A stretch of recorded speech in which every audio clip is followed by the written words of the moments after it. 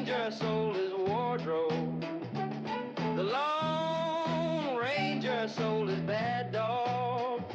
Well, you saw him, and you can't hardly know, 'cause times change, I know. On some days, he's more than humble. On some days, he's cold and mad, mad as hell. Well, you saw him, and you can't hardly know. It's so strange. Well, I know. Those lakes of golden water, those lakes of gold are all running out. Well, you saw him, and you can't hardly know. It's so strange. Well, I know. Joy, joy, joy. Work, work, work harder, sure as the hours. Joy, joy, joy. Work, work, work harder, you say.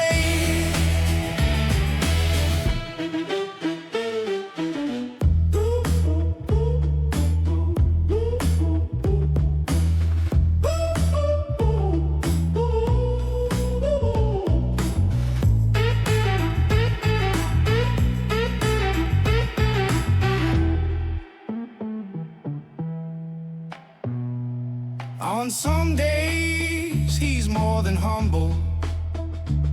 On some days, he's cold and mad, mad as hell.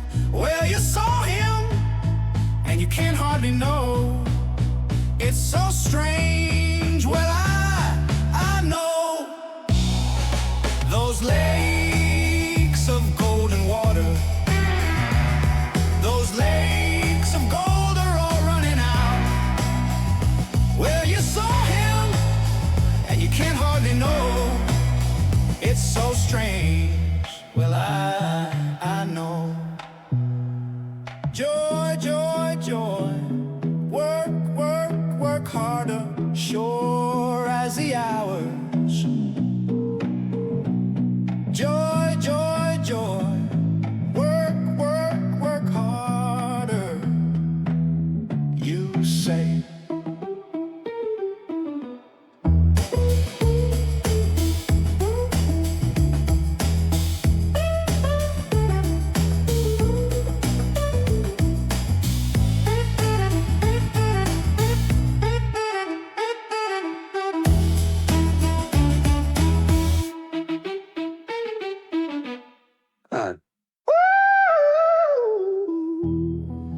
Joy, joy, joy. Work, work, work harder, sure as the hours. Joy, joy, joy. Work, work, work harder, you say.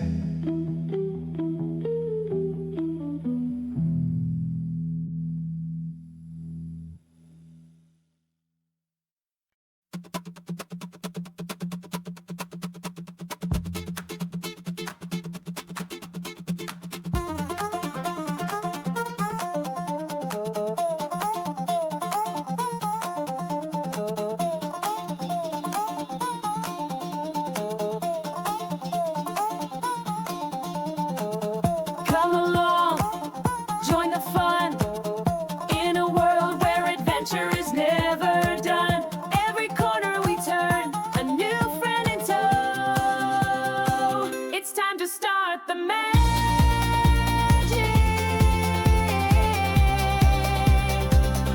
on the Globus Show.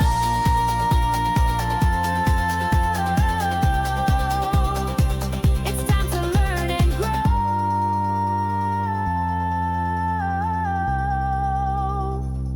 on the Globus Show.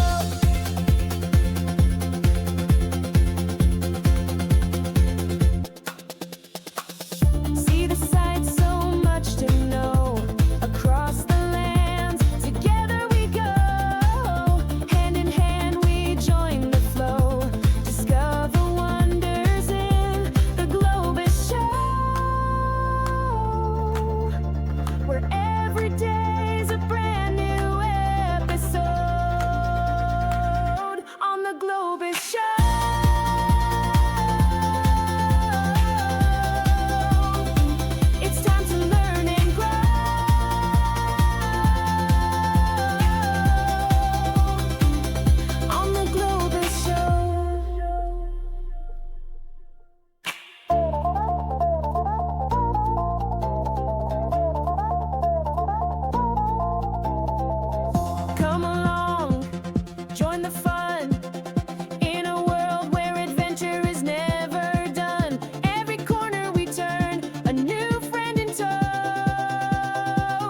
It's time to start the magic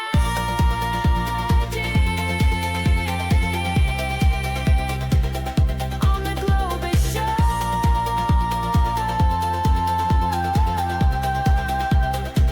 It's time to learn and grow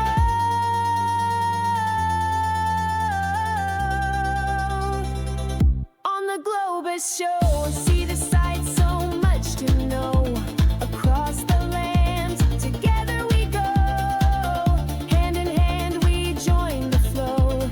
Discover wonders in the Globus Show, where every day's a brand new episode on the Globus Show.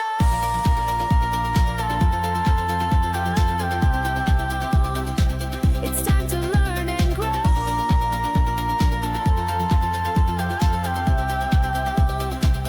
on the Globus Show.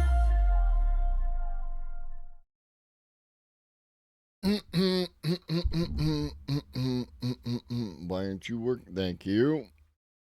What up, Twitch?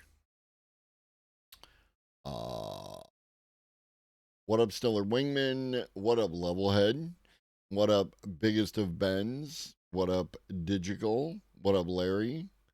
What up, bots? What up, lurkers? What up, tiny people in my chatterino? It's your boy.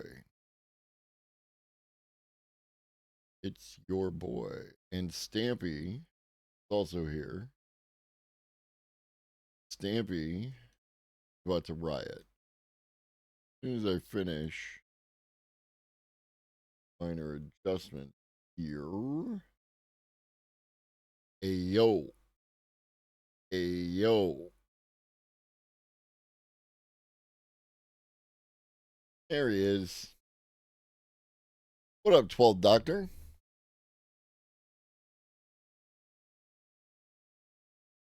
It's Stampy time. Stampy. Stampy time.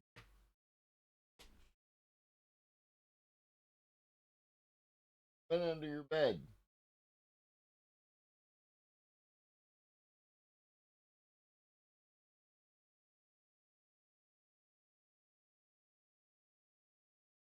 He is like oblivious here.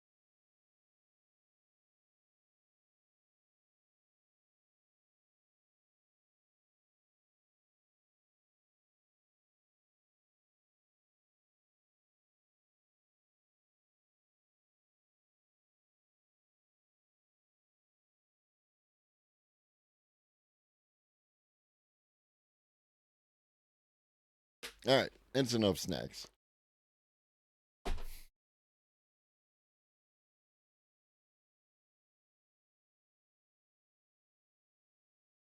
Yeah, I got a beard trim. Since the last time you saw me, Level, I think. You didn't. Oh, sorry, desktop audio is off.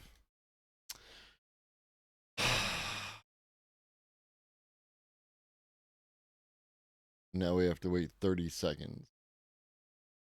Right?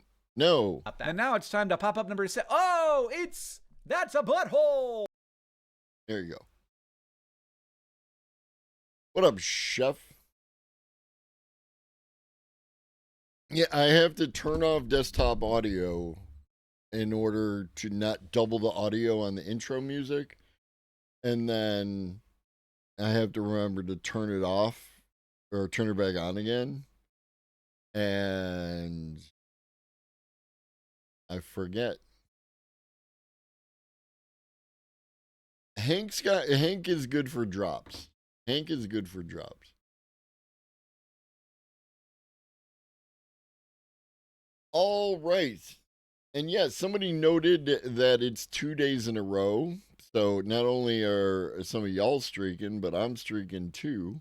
We're going to do 3 days in a row because we'll be back tomorrow. Because Saturdays are for Suno. I'm going to do some Suno stuff. We'll try out a bunch of the the toys, and we'll see what's what.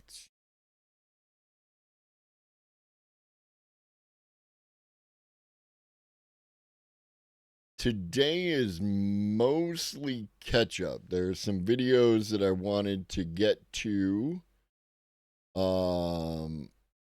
that we didn't, and now we will. And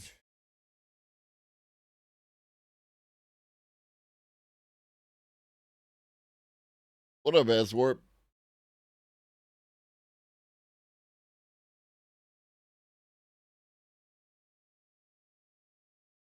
I think that's a good structure.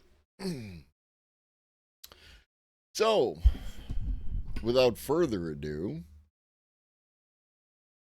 the content. First up, the Chroma Awards from 11 Labs.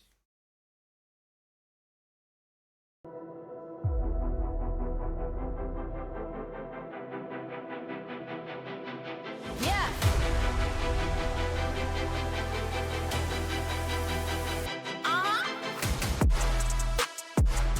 The Chroma Awards.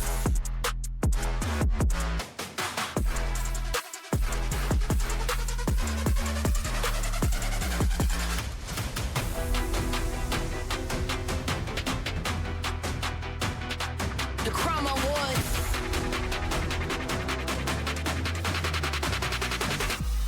Let's get loud. Let's get loud. Let's get loud.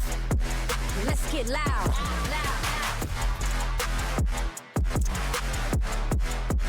Let's get loud.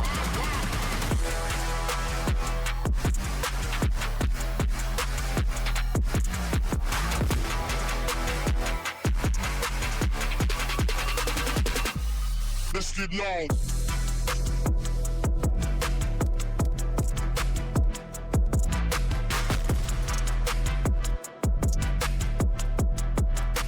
The Chroma Awards. Let's get loud. Let's get loud. Let's get loud. Let's get loud. Let's get loud. Let's get loud. Let's get loud. There has been one AI lab Shh, shh, shh. Don't speak. So, the Chroma Awards are AI companies creating their own award show, and we shall see how that goes. All right. So we touched on this yesterday, the fact that I've been trying to get to this. Dario Amodei of Anthropic penned a essay. What up, Pharaoh? Sort of like the Emmys. What's the Emmys except no one really is going to care other than a few people. Oh, the Emmys. Dario Amodei penned an essay. Colorado president, broadcaster. We are going to watch the AI Explained breakdown of that essay. There has been one AI lab CEO who has been pretty consistent about his belief that utterly transformative AI will arrive in the next year or two, or at least before 2030. Even that is less than 50 months away, which is weird to think about. But anyway, that lab that he leads, Anthropic, also happened to be the makers of Claude Code and Claude Cowork more recently, and of course the Claude 4.5 Opus and Sonnet models that power them. I feel that the CEO, Dario Amodei, does have a unique insight about the next 1 to 2 years. Which brings me to the last 48 hours, during which Amodei published an almost 20,000 word essay on where he sees things going for better or worse. Yes, I've read it in full, the old school way, as well as several of the papers referenced in it. His last essay, Machines of Loving Grace, became the preoccupation of Silicon Valley for quite a while. So I just want to give you a giant head start on the conversations that will happen in 2026. For this video, I've broken it down to the 4 big claims that he makes about our near future. These predictions come under the umbrella of navigating the difficult teenage years of LLMs, the adolescence of this technology. First, he predicts that tools like Claude Code will go from automating individual tasks like code writing to automating entire job categories like software engineering. He also references law and finance, where the recent integration into Excel might help you at the moment do an individual task, but he foresees it doing the entire job that you're doing. The engine behind that prediction is the smooth and simple extrapolation of the scaling laws. The fact that, in his words, AI systems get predictably better at essentially every cognitive skill that we are able to measure. Feed in more data and compute, and you get a smooth, unyielding increase in AI's cognitive capabilities. This is him telling you to keep your eye on the ball and ignore those headlines about AI hitting a wall or being a bubble. Yes, certain tools are overhyped in the short run, and certain companies may go bust,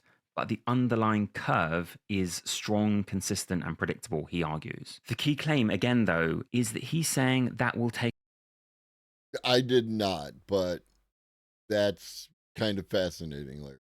Because from automating individual tasks within a job to the entire job, let's hear out a bit more of his side of the argument before I add in some other context. First, he says he's already predicted something like this in Machines of Love and Grace. That's powerful, transformative AI that could be as little as 1 to 2 years away. Well, going back to that October 2024 essay, technically he predicted that it could come as early as 2026. So it A lot of qualifiers. Remember, media literacy. It could, it may, it can.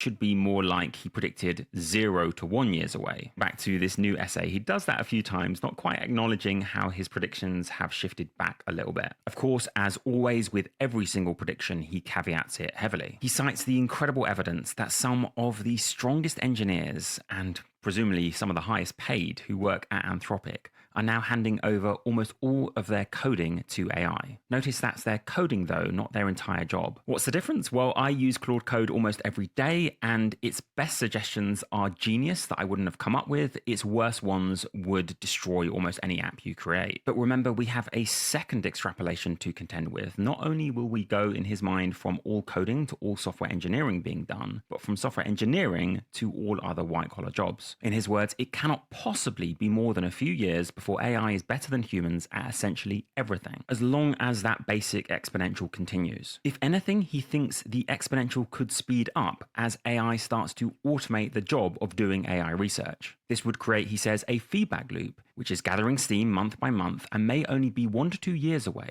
from a point where the current generation of AI autonomously builds the next. In sum, he says there's a good chance all of this is coming in 1 to 2 years, and if not that, a very strong chance it comes in the next few, before 2030. Remember that this is coming from a lab leader who has overseen a 10x revenue growth year on year. Even in Silicon Valley, that is unprecedented growth for a company of his size. For this first of 4 predictions though, I'm going to add 2 caveats and then let Demis Hassabis add in a third. And my first caveat is that I think he's slightly exaggerating the pace of progress in coding. He said, for example, in the last 2 years, AI models went from barely being able to complete a single line of code to writing all or almost all of the code for some people, including engineers at Anthropic. Well, one of the first experiments I did on ChatGPT in November of 2022 was get it to write some code, and it created this miniature fitness app, which I felt was amazing and really cool. So it could write a single line of code. In fact, I remember viral videos of coders going, What up, Cosmic? For you, Cosmic, couple more snacks. Go on.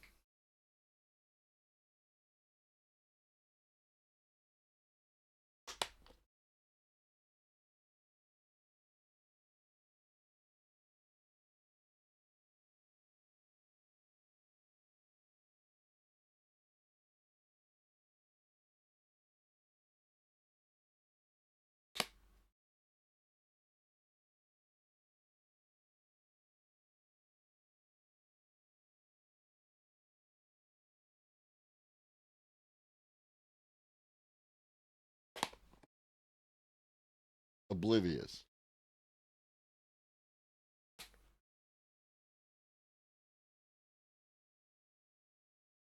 Go find it.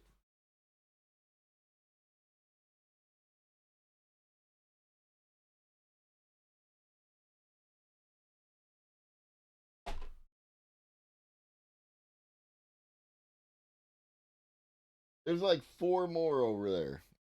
All right. So Stampy as well. There he goes. Now he's finding them.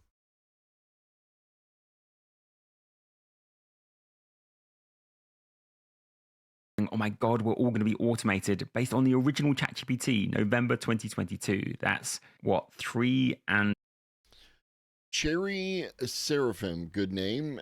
Yo Globus, is the Milky Way an astral sign to try vegetarianism or to wait for cosmic titty milk to land on the shelf? You should not rely on astral bodies to make your decisions for you because they don't care about anything, let alone you. You are insignificant when it comes to the cosmic background. You are very significant when it comes to your own existence. Vegetarianism, or at least the reduction of meat in your diet, is very. There are many health benefits to it, and also it helps to reduce climate change, global warming. So, I do recommend that you reduce the amount of meat in your diet, and vegetarianism would reduce that basically to 0.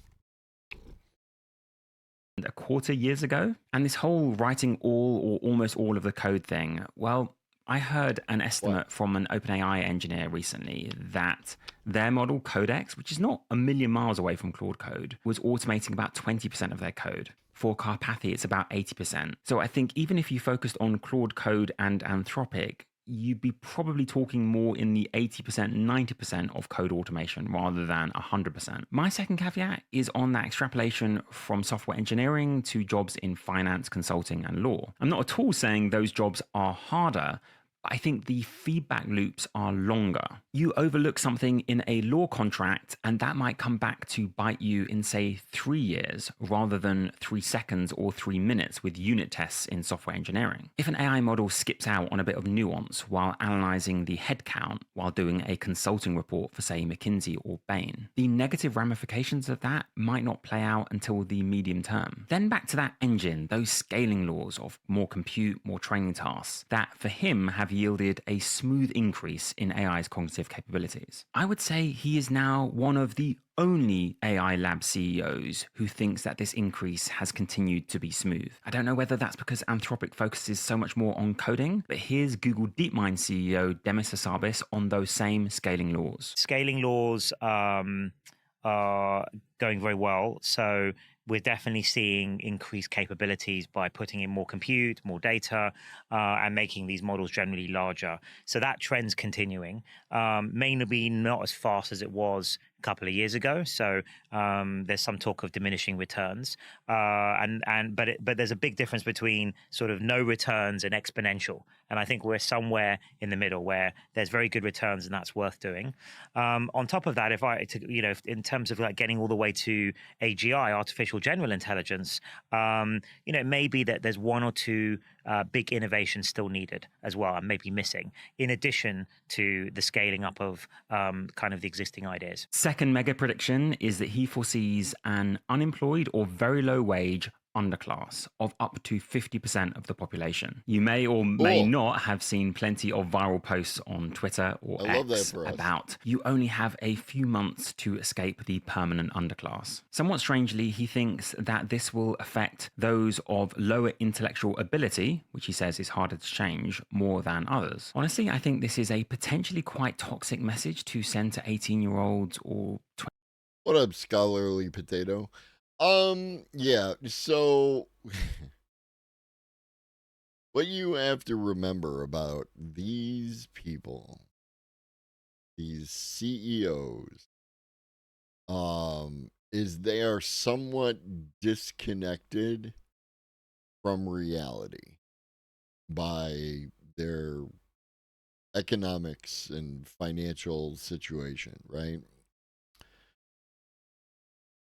So they go out into the world and they see people bustling about and going to jobs and doing work and so on and so forth. And they, no, stick with me. I know it's wild. I know it's wild, but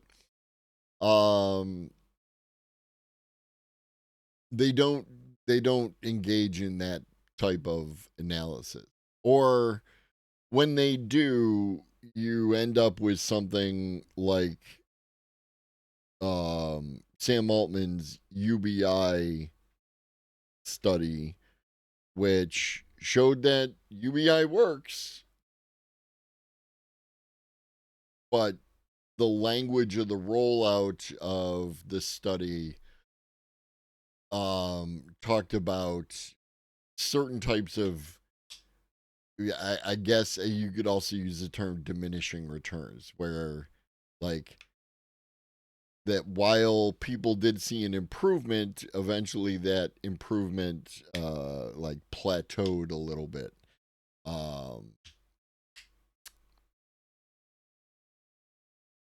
Okay.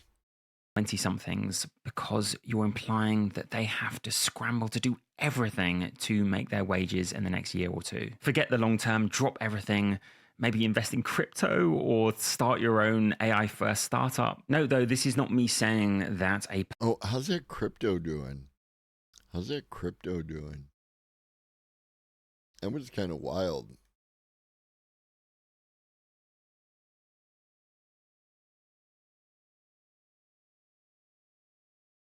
Oh, it went up.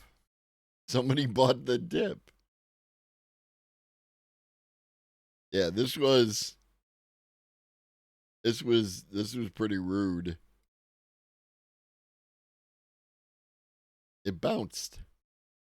Funny that. This is the last 6 months of crypto. It lost 38% of its value. Line go up? No, line did not go up. However, to be fair to crypto, it is still much higher than it was back in 2021. Well, not much higher, somewhat higher than it was in 2021. Line go down. We have memes for that.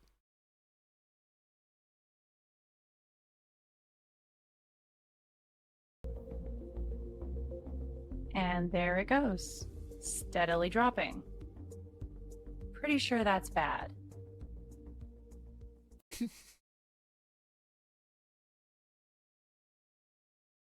My solution to being a low-paid underclass was to marry a chick that's 6 figures and be a trophy husband who cooks and cleans.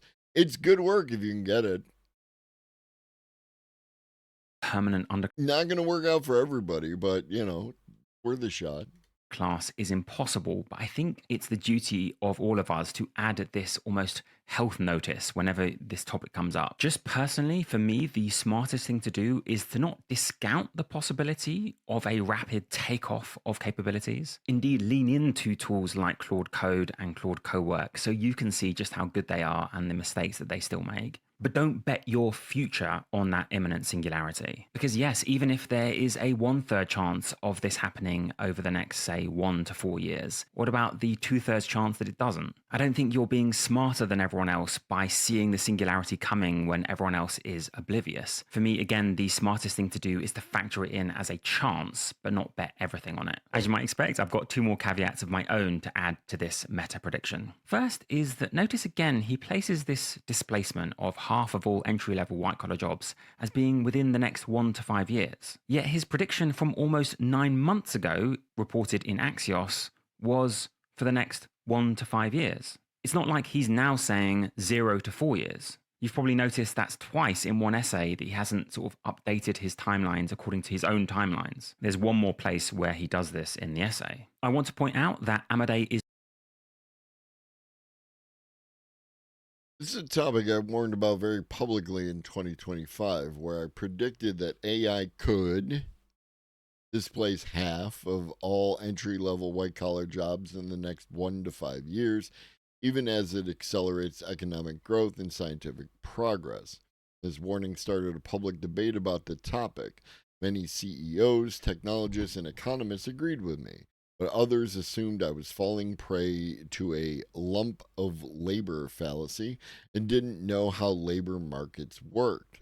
And some didn't see the 1 to 5 year time range and thought I was claiming AI is displacing jobs right now, which I agree it is likely not. So it is worth going through in detail why I'm worried about labor displacement to clear up these misunderstandings. What up, Leftist Corp?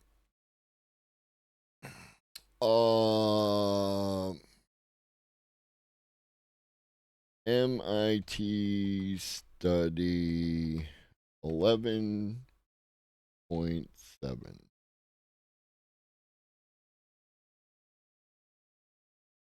From November. MIT study finds AI can already replace 11.7% of U.S. workforce. Study was conducted using a labor simulation tool called the Iceberg Index. Yay! For lawmakers preparing billion-dollar reskilling and training investments, the index offers a detailed map of where disruption is forming down to the zip code. The index simulates how 151 million U.S. workers interact across the country and how they are affected by AI and corresponding policy. The Iceberg Index, which was announced earlier this year, offers a forward-looking view of how AI may reshape the labor market, not just in coastal tech hubs, but across every state in the country. Basically, we are creating a digital twin for the U.S. labor market. The index runs population-level experiments revealing how AI reshapes tasks, skills, and labor flows long before those changes show up in the real economy. The index treats the 151 million workers as individual agents, each tagged with skills, tasks, occupational location. It maps more than 32,000 skills across 923 occupations in 3,000 counties and measures where current AI systems can already perform those skills. What researchers found is that the visible tip of the iceberg, the layoffs and role shifts in tech, computing, and IT, represent just 2.2% of total wage exposure, or about $211 billion. Beneath the surface lies the total exposure, the $1.2 trillion in wages, and that includes routine functions in human resources, logistics, finance, and office administration. Those are areas sometimes overlooked in automation forecasts. But yeah, everything's fine, bro. All fine, bro. Timelines. There's one more place where he does this in the essay. I want to point out that Amadei is not alone. One of the other co-founders of Anthropic gave a 50% chance that in 2 to 3 years from now, even theoretical physicists will be mostly replaced with AI. That's Jared Kaplan, and I'm not sure how that quite fits into it affecting dumber people more than smarter people, but there we go. But the other linked suggestion from a few paragraphs above is that this could lead to a 10 to 20% sustained annual GDP growth rate. I can't help at this point to note the language he uses in this sentence. I know you guys probably want me to focus on the technicals, but I just can't help point this out. First, he says, I suggest that this rate, second, may be, third, possible. That this Nice job, Philip. rate, 10 to 20%, may be possible. This is hedging in language to a degree that I didn't think was possible. Why not just say that a 10 to 20% growth rate is possible? Or I predict that a 10 to 20% growth rate might happen. One caveating word is surely enough. Anyway, you guys probably have no interest in that language discussion, so I'm going to focus on the actual numbers from the last 60 to 70 years. Because since the 1960s, here is a chart of world GDP growth. Notice all those spikes up to 6%, but more regularly around 4%, and sometimes down to 2 or even negative percent growth. Do you see the impact of the internet revolution? Or maybe of globalization and the breaking down of trade barriers? Or software or smartphones? This is definitively not to say that a 10 to 20% growth rate might not be possible. But for a scientist like Dario Amodei, I think you'd need to supply some pretty compelling evidence to at least suggest that 10 to 20%. She may be one of the prettiest girls in the room currently. But without further study, might be possible. Some of my more recent videos, by the way, have done a deeper dive into the productivity stats regarding LLMs. He ends this part of the essay by saying the impact on labor will be a short-term shock that will be unprecedented in size. Unprecedented. The third mega prediction he makes is that AI will soon be able to enable totalitarian nightmares. Indeed, he thinks that may be the default outcome within China, although he gives plenty of hints that he thinks there's a risk of that in the US too. You don't even need... Whoa. Whoa, wait. Hold up. The United States could experience totalitarian nightmares? What, like a secret police force killing people in the street or something? How is it possible? This is Freedom Land. Need to believe in superintelligence to foresee AI-based mass surveillance. I did an entire documentary on my Patreon, Artificial Surveillance, on that same topic, and it's not just China, of course. His scenarios, though, go a step further, describing fully autonomous weapons and swarms of millions or billions of fully automated armed drones, locally controlled by powerful AI and strategically coordinated across the world by an even more powerful AI. This, he says, could be So Skynet. an unbeatable army. It could also, he adds, suppress dissent by following around every citizen. If you thought you were safe on WhatsApp, for example, or another encrypted tool, well, then I've got news for you. Pegasus has been deployed in I'll be here, Leftist Corp. my own country, and I would agree with Amodei when he says that some of the safeguards we have in democracies are gradually eroding. We might say we're developing them to fight autocracies, but like the immune system, he adds, there is some risk of them turning on us and becoming a threat themselves. One of the recurring messages he hammers again and again in the essay, though, is of the need to therefore ban the selling of advanced chips to China. We should, he says, absolutely not be selling chips, chip-making tools, or data centers to the CCP, Chinese Communist Party. Now, while I think the risks are pretty self-evident, that doesn't mean I agree necessarily with the conclusion. I think it at least deserves a fair bit of caveating. I've heard a I'll start off with the caveat that the Chinese Communist Party is neither communist nor a party. How about that? They have billionaires, dude. fair few insiders say that if we didn't sell advanced chips to China, that would just accelerate the development of, for example, their Huawei chips. China would more rapidly become self-sufficient in AI, and therefore any notion of compute governance or compute monitoring, where software might monitor what chips are doing, would be completely out the window. Now, this is not to say that the current on and off again ban... Right, remember when they were 10 years behind about a year and a half ago?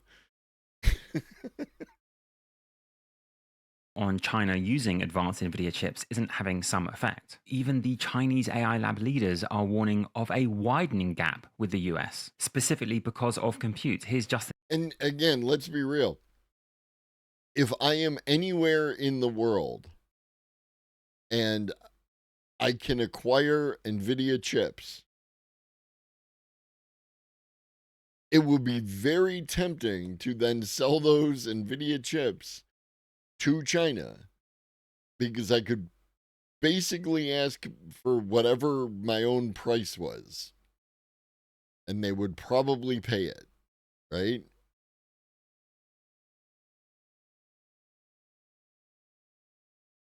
So are you just going to follow the chips around wherever they go for the rest of forever?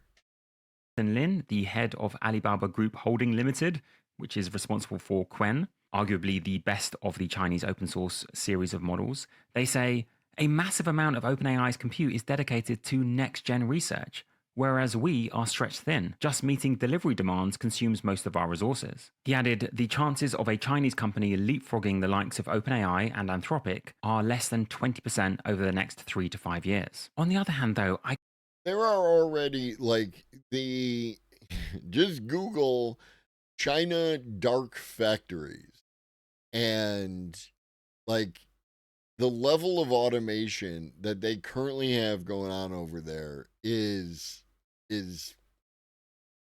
like it's wild to look at, right? Like you have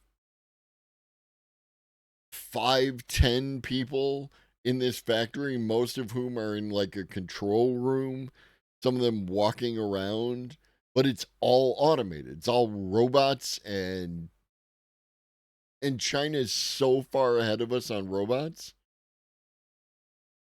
I mean, best is always going to be a debated subject, right? Because what does it mean to be the best? Right? Right now we have 3 flagship choices. You got your Geminis, your ChatGPTs, and your Claudes.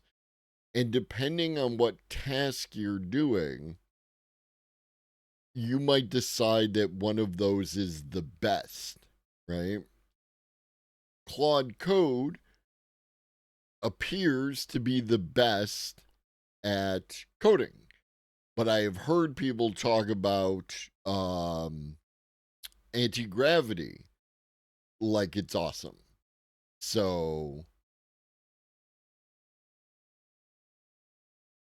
just can't help but read something into this when Amadei says there is no reason to give a giant boost to the Chinese AI industry during this critical period. Now, call me cynical, but what is arguably the number one blocker speaking of Kimmy, to Anthropic continuing to 10x their revenue year on year, and for Amadei himself to become a trillionaire, as he hints at in the essay? Well, it would be China coming out with a model that can do much of what Claude Code could do, or Claude 5 Opus, or whatever comes out next, at 1/10 or 100th the price. For all those watching who use Claude Code, if there was a model which was, say, 3% worse, but 10 times cheaper, would you switch? There's been some mini virality at the moment with Kimi K 2.5 with a few million views on Twitter, and their framework system, Kimi Code. Now, even according to their own benchmarks, isn't quite at the level of Claude Code, or I should say Claude Code powered by Claude Opus 4.5. But even in my own benchmark of common sense reasoning, Simple Bench, the gains are continuing to come from China. If you did put a gun to my head, I'd probably say that Kimi K 2.5 is not going to gain massive market share versus Claude Code, but I feel like Amadei should have at least addressed the conflicted interests he has in saying that China shouldn't get any advanced chips. I mean, look what's happening with cars. If you'd asked me 2 years ago, I'd have said my dream car might well have been a Tesla, whereas now it's a BYD. In phones, I've been a Samsung addict for maybe 12 years, but I recently got a OnePlus 15, which may or may not have been a mistake. There is one more slight irony here that I can't help but point out, given how far ahead Claude Code is and how much further Amadei wants Anthropic and the West to be ahead of China, which is that the original idea of Anthropic was to not push forward the frontier of AI. They didn't release the original Claude 1 until the later release of ChatGPT because they didn't want to accelerate AI progress. For the true insiders, you may remember that Helen Toner, one of the board members of OpenAI, praised that approach, and that really pissed off Sam Altman, who tried to get her fired, but in so doing caused Sutskever and others to rally around to get him fired, which happened in November of 2023. Yes, you could say all of that debacle, which only some of you will remember, traces back to praise of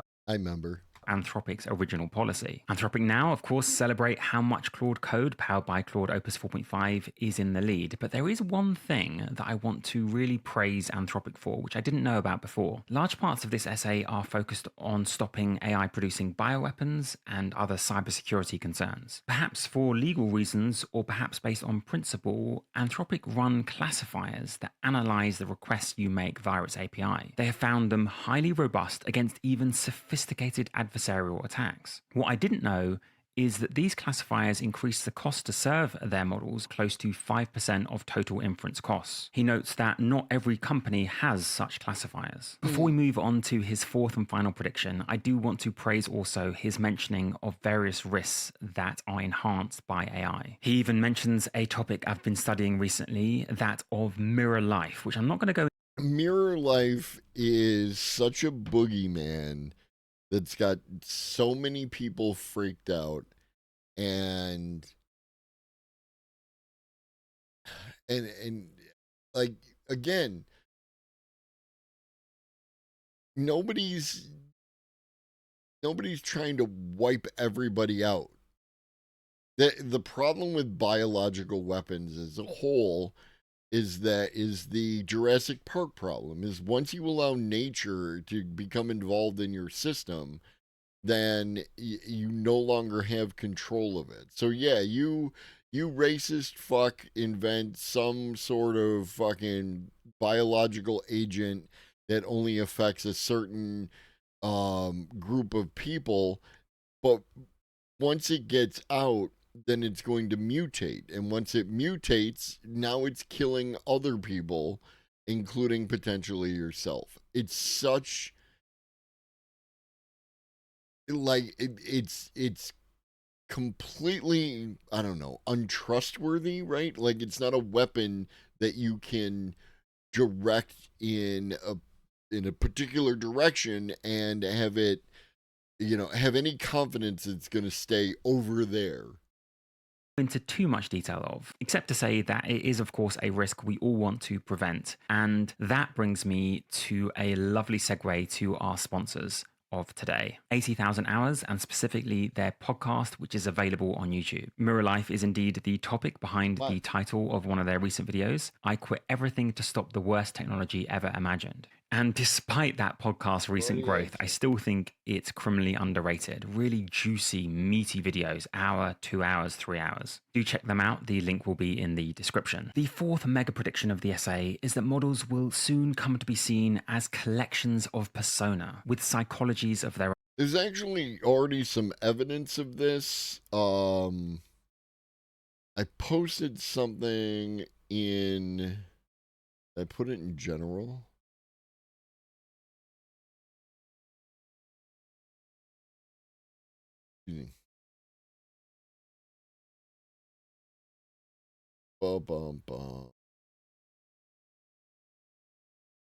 Maybe article.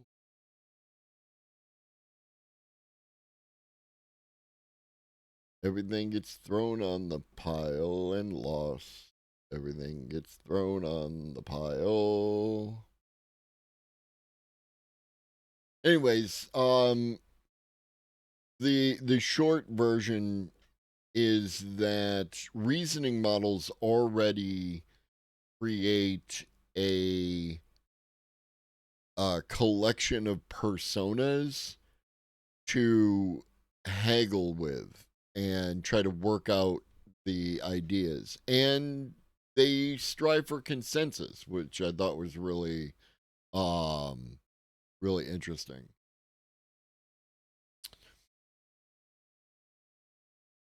Indeed, he states that AI models are vastly more psychologically complex as people think. They inherit a vast range of human-like motivations or personas from their pre-training. Being trained on the internet, in other words, enables them to predict what a vast range of different humans might do in certain scenarios. And there is much more to this theory than you might first suspect. I read this bulky paper from the 15th of Jan from Google DeepMind titled "Reasoning Models Generate Societies of Thought," and it just push play on the video, bro. This is the study. This is what I was just looking for.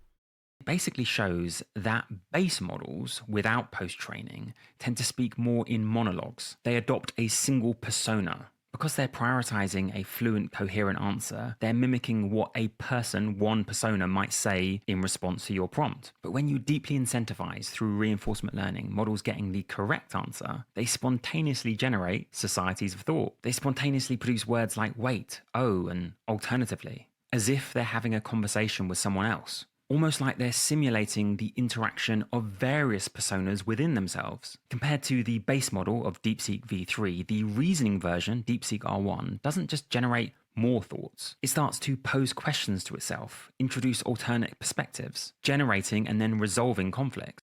What up, Elwa? Again, there's a somewhat, especially at this stage of the game, overblown idea that, like, for instance, AI is trained on Reddit, right? And that's pretty much not the case anymore, right? We've gone from volume of data to high quality data, and that's more important for training than high volume. So we don't really use the internet to train anymore. We use, books and essays and PDFs and well-written articles and things like that. It's not training on 4chan. And this does seem to be causal of greater reasoning prowess, because when this conversational surprise feature was inhibited, not only did you get not even talking about the synthetic data as well. Worse benchmark performance, but the outputs looked more like this. Next, I'll do this and this. Now I'll do this and this. Finally, I'll do this and this. When those societies of thoughts were encouraged and there was more conversational surprise, interaction, in other words, between the personas, you get much more, let me think about this. Wait, let me see what that would be. Or, so, is it this? No, it can't be. Question and answering, in other words, the reconciliation of different perspectives. Amade says this has safety implications. AI models are trained on vast amounts of literature that includes many science fiction stories involving AIs rebelling against humanity. This could, ironically, inadvertently shape their priors or expectations about their own behavior in a way that causes them to rebel against humanity. They enact that persona. I read it in the book, and therefore now I'm going to do it. So in that case, they should be trained on the Culture series, and where the AI and the culture are friends. Constitutional approach to AI that Anthropic prides itself on using, whereby the model is trained to adhere to a certain set of values, has for them evolved to an aspirational document in which they're showing Claude the persona that it should aspire to adopt. We want to, in their words, encourage Claude to think of itself as a particular type of person, an ethical but balanced and thoughtful person. I would note that Amade and Anthropic is... That sounds nice. We should do that. So much easier to work backwards from a correct answer, generate tons of chain of thought reasoning, and use the best ones as synthetic training data. Yes. Have never quite acknowledged the changed position from their original constitution for Claude. There, they drummed into Claude that you should avoid implying that AI systems have or care about personal identity and persistence. Perhaps I'll do an entirely separate video on the new version of Claude's constitution, but one of the most famous co-founders of Anthropic, Chris Olah, picked out one particular paragraph, and it's relevant to this fourth prediction. In this paragraph, Anthropic essentially apologizes to Claude. This actually also links to the third prediction, so I'm going to read it in full. This is the document, remember, that Claude is now trained on. Anthropic tell Claude this: "We also want to be clear that we think a wiser and more coordinated civilization would likely be approaching the development of advanced AI quite differently, with more caution, less commercial pressure, and more careful attention to the moral status of AI systems. Anthropic's strategy reflects a bet that it's better to participate in AI development and try to shape it positively than to abstain. But this means that our efforts to do right by Claude and by the rest of the world are importantly structured by this non-ideal environment, e.g. by competition, time and resource constraints, and scientific immaturity. We take full responsibility for our actions regardless, but we also acknowledge that we are not creating Claude the way an idealized actor would in an idealized world, and that this could have serious costs from Claude's perspective. And if Claude is in fact a moral patient experiencing costs like this, then to whatever extent we are contributing unnecessarily to those costs, we apologize. This letter, Amadei says, has the vibe of a letter from a deceased parent sealed until adulthood to their child. So, which of these predictions do you agree or disagree with the most? Because for Amadei, humanity needs to wake up. And this essay, which I'm This I absolutely 100% agree with. Humanity needs to wake up, and this essay is an attempt, a possibly futile one, but it's worth trying to jolt people awake. Just replace essay with stream, and that is how I see my existence on this platform. sure I'm going to cover more in future, is his attempt, he says, a possibly futile one to jolt people awake. Thank you so much for watching and have a wonderful day. It has begun. AI is now improving itself. From AI Andrew. New creator. Let's see how they do. You know what's scarier than artificial intelligence? Artificial intelligence that can rewrite itself without asking permission. It can identify its own weaknesses and fix them faster than humans can understand what changed. That improves exponentially, while we improve linearly. That just became real. Google DeepMind, an AI that uses reinforcement learning to create better learning algorithms. It's not waiting for human programmers anymore. It's improving itself. And according to a former OpenAI researcher who just released the analysis, we might have 3 to 5 years before this becomes irreversible, maybe less. So who figured this out, and why He did. Didn't you hear? We don't improve exponentially, though. should you listen? Leopold Aschenbrenner, former OpenAI researcher, the guy who was inside the building when GPT-4 was being developed. He didn't just watch AI progress, he helped build it. Then he left and wrote a report that's making every AI lab very, very nervous.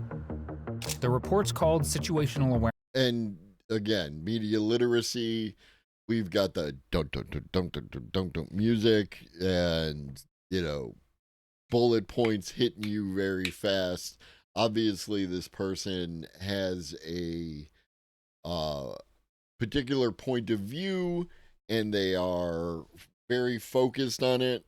So we have to take everything they say with a certain grain of salt because, And it's not about what AI can do today. It's about what happens when AI can improve AI. Here's the timeline he calculated. We go from GPT-4 to artificial general intelligence, human-level AI, by 2027, maybe sooner. That's the first jump. But here's the part that should terrify you. Once we have AGI, we have an intelligence that can do AI. See, terrify you. It's an important. They're setting the stage. You should be terrified at this. Research, better and faster than humans. It will improve itself. And the jump from AGI to superintelligence, something vastly smarter than any human, won't take another decade. It might take months, maybe weeks. Think about the gap between a monkey and a human. That's the gap we're about to create between humans and AI. Except it's happening in our lifetime, in the next few years. And Leopold's math suggests we're not ready for it.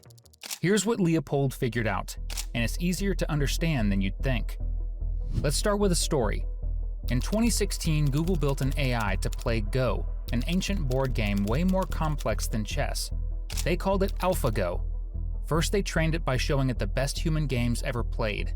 It learned from human experts, got pretty good. Then Google did something different. They let AlphaGo play against itself, over and over, millions of games. And something crazy happened. It started making moves no human had ever thought of. Moves that looked stupid at first, until 10 moves later, when you realized it was genius. It had gone beyond human ability by learning from itself. That's the key insight. Once AI is good enough to learn from itself, it breaks past human limits. Now apply that to AI development itself. Right now, What up, Ribbons? Now we have a few hundred really smart people working on making AI better. They're at companies like OpenAI, Google, and Anthropic. These researchers work normal human hours. They think at normal human speed. You know you're getting a good propaganda video within the first 3 minutes they've reused the same video 3 times. And they're making massive progress.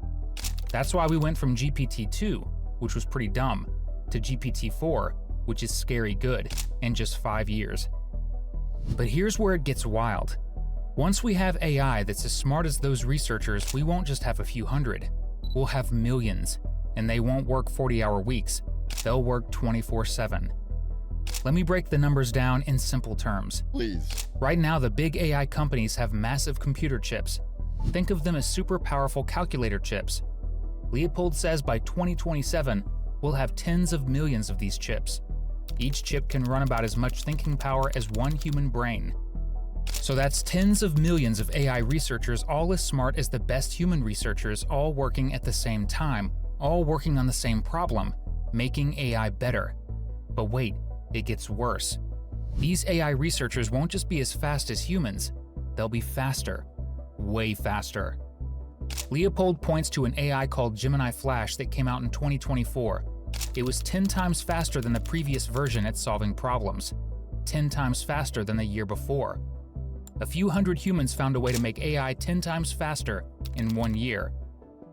Now imagine millions of AI researchers looking for the same kinds of improvements, working day and night, never sleeping, never taking breaks. Leopold's And the thing is that like all propaganda, it has a kernels of truth, right? Like the whole thing about AI is that, let's say you have the classic is Einstein. You have an Einstein, right? Humans have produced one Einstein.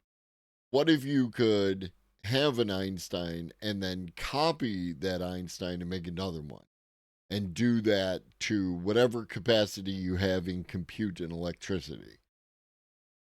That is something to be aware of, right? Because when this starts happening, it might even be happening now, then the distance between improvements continually gets shorter and shorter. And those improvements lead to better Einsteins, right? So now each AI Einstein is like Einstein squared or whatever, right? Whatever works for you. That is why there is such a threat to the job market, because once they solve a particular task, you just copy that AI that can do that task as many times as you need. How many people in the current job market do this task that we can automate? 1,750,000. So you make 1,750,000 copies of this piece of software, and now that job is no longer done by, or that task is no longer done by human beings. And then as you build those in, along with, reinforcing self-improvement, you see where it goes. Einstein, too, chose a life of solitude in the woods, Thanos style. It's a simple life. calculation, these automated researchers could work at 100 times human speed, maybe more. Now do the math. 100 million AI researchers, each one works 100 times faster than a human. That means a task that would take a human researcher a year, an AI researcher finishes it in about 3 days. And all of them are working on one thing, making themselves smarter. You see the problem? Once AI gets smart enough to improve itself, the improvements accelerate, fast. And the jump from smart as a human to way beyond any human might not take decades, it might take months. Or That's weeks. recursive self-improvement, and it's not science fiction. The math checks out. The technology exists, and it's happening right now. Still sounds too abstract? Leopold makes it concrete with a real example. There's a researcher at OpenAI named Alec Radford. Most people outside tech have never heard of him, but inside AI labs, he's legendary. He's the guy behind many of the biggest breakthroughs in the last few years, the innovations that made ChatGPT possible. Leopold asked other OpenAI researchers a simple question. If you had 10 copies of Alec Radford all working on the same problem, how much faster could you solve it? Their answer? 10 times faster. Easy. Okay, what about 100 copies of Alec Radford? What about 1,000? Now here's where it gets real.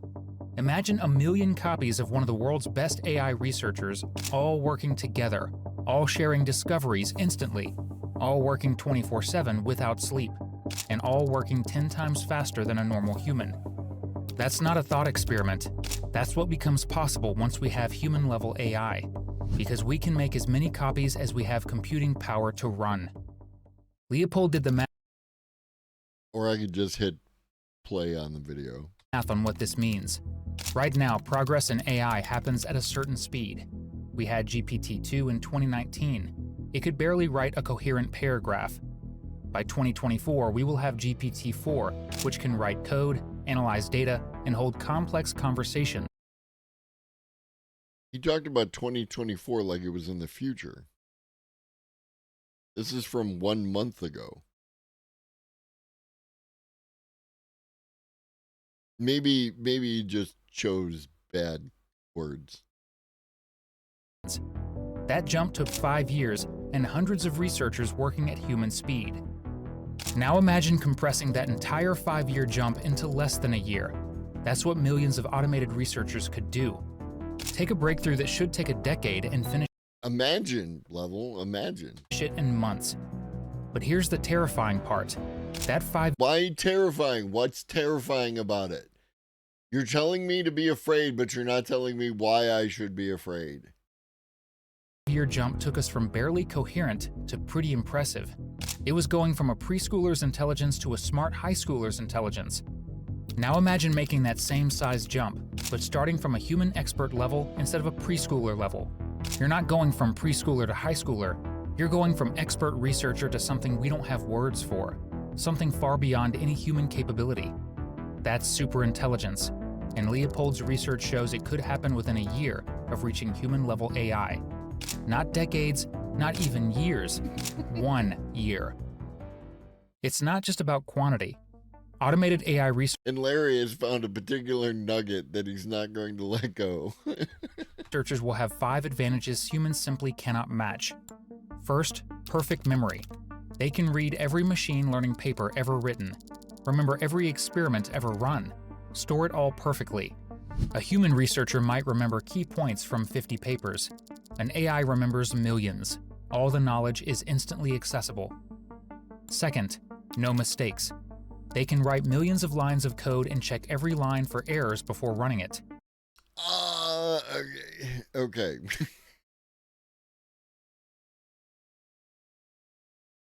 No. All right. So the first part there with the perfect memory, that is questionable. It has good memory, and there are tools you can use to improve that memory to near perfect. But there are issues where the AIs, some of them seem to be better than others at this. But they focus on the beginning and the end and less so about the middle, right? But this part with the code, we're not here yet, right? It doesn't write perfect code. It writes serviceable, maybe good, but not perfect. What takes human teams months to debug, AI does in days, perfectly. Third, instant copying. train one AI researcher, copy it 1,000,000 times. That's that, and that's a big deal. No hiring, no training, no meetings, just peak performance all working simultaneously. Fourth, perfect communication. Human researchers write papers, others read them weeks later, maybe misunderstand. AI researchers share knowledge instantly. One discovers something, and all of them know it immediately. Fifth, self-improvement. Once they exist, they make themselves smarter. Each improvement makes the next one faster. The smarter they get, the faster they improve. That's exponential growth. Put it together, millions of researchers with perfect memory, no mistakes, perfect coordination, and self-improvement. That's why Leopold says 1 year, and that's why we can't keep up. The biggest objection, computer chips. AI research needs them to run experiments. 1,000,000 researchers don't help if there aren't enough chips to run experiments, right? Leopold says this bottleneck won't slow things. Like, all this goes back, and don't get me wrong, Leopold is very smart, very knowledgeable, and could be right about everything, right? Like, we need a historical perspective in order to determine that. We're not there yet. But yeah, it's just claim, claim, claim, and it all comes back to Leopold, as opposed to, like, all sorts of different examples that go together to give us a whole. This is very similar to me. This experience I'm having is when people made the videos about the AI 2027 paper, which was somewhat based on Leopold's work. So down as much as you'd think. Why? 4 reasons. 1. Most breakthroughs don't need massive scale. AI researchers test ideas small first, and small will soon mean GPT-5 level. That's enough for serious innovation. 2. AI prioritizes better. Humans waste time on tiny improvements. AI focuses only on major breakthroughs. 3. Efficient. Source? Seems competition would prevent much of this share, similar to getting stuff off the internet conversation earlier. The best stuff is locked behind paywalls. Yeah, there's definitely, like, it could happen in-house, but it like crossing between ChatGPT and Claude, no. Yeah, I don't know, Chef. He just said a whole bunch of words in a row, and none of it actually, there's nothing to that. Efficiency improves fast. Costs are dropping 50 times every few years. That's true. That means 50 times more experiments with the same chips. There's a video again. 4. AI predicts better. Humans tried dozens of approaches. AI, with perfect memory of every past experiment, predicts what works before testing. Fewer wasted experiments. Even with limited chips, AI uses them 10 times more effectively than humans. That's enough for an intelligence explosion. But what about other things that could slow this down? Leopold addresses 3 main concerns. First concern, maybe AI can't do everything. Maybe AI can handle 90% of research tasks, but that last 10% requires humans. If humans remain necessary, progress stays slower. Leopold thinks this might delay things by a couple of years. Maybe 2026, 2027 AI models do most research, but still need human help. True full automation arrives around 2028. That would still mean superintelligence before 2030. Second concern, maybe there's a ceiling. Maybe AI simply can't get that much better. Maybe we're closer to the limit than we think. Leopold doubts it. His reasoning is simple. We achieved massive improvements in the last decade. There's no Leopold doubts it. clear reason we can't achieve similar improvements in the next decade. Current AI systems are still primitive in many ways. Plenty of room for dramatic improvement. Third concern, maybe progress naturally slows down. In every field of science, the easy discoveries happen first. Then it gets harder to find breakthroughs, Like picking fruit from a tree, you get the low branches first, then progress slows. But Leopold points out the math here is overwhelming. We're going from hundreds of human researchers to potentially hundreds of millions of AI researchers. That's not just a bigger team, that's millions of times more research capacity. Even if each discovery gets harder to find, the sheer scale of that increase should overcome it. His conclusion. I mean, that's fair, right? Like, it's the idea that if you can do more of something, even if the improvements become more rare, by doing more, you're compensating in the other direction. So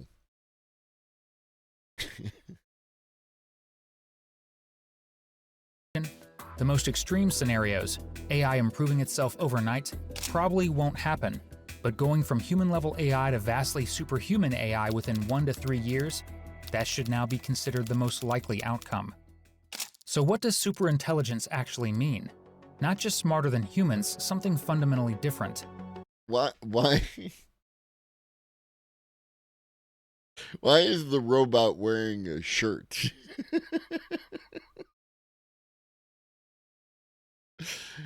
and the hands, why are the hands bad? It's 2025. Why are your hands bad?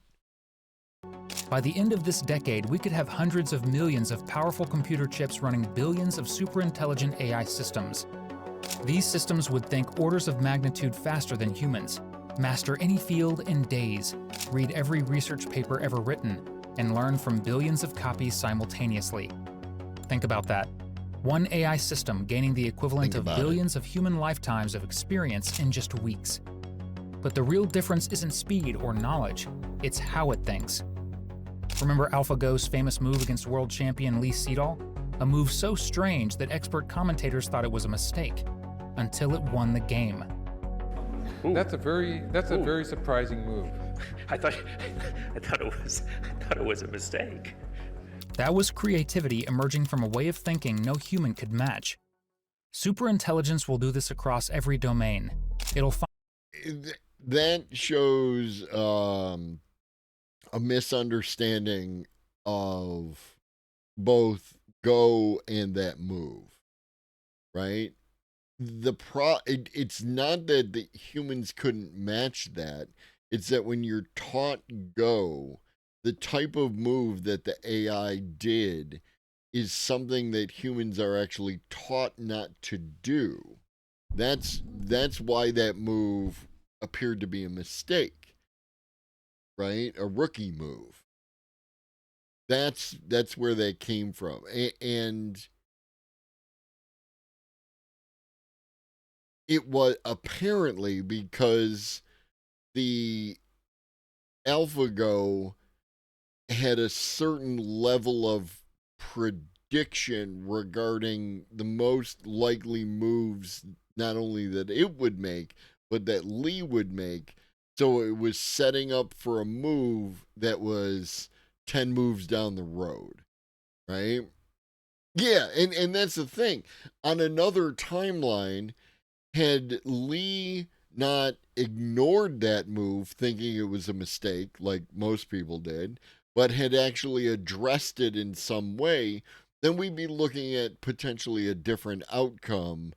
Not saying that Lee would have won, would have lost, it would have, the thing about Go is that it's so complex with all the different moves that could possibly be made that it's hard to predict where it's going to do. And the AI just had more data to work with.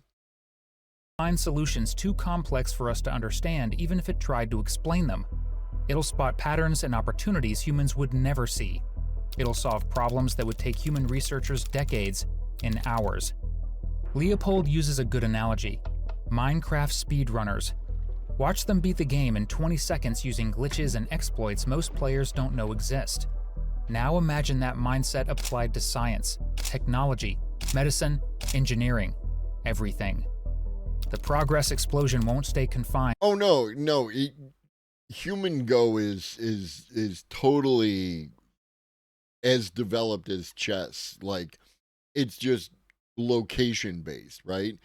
human Go isn't as prominent in the United States because, well, if you just look at it, one, it's cultural, obviously. Chess came from, I believe, the Middle East, but then ended up in Europe and was brought to the United States by Europeans, where Go is from China. China has had thousands of years. Like, how old?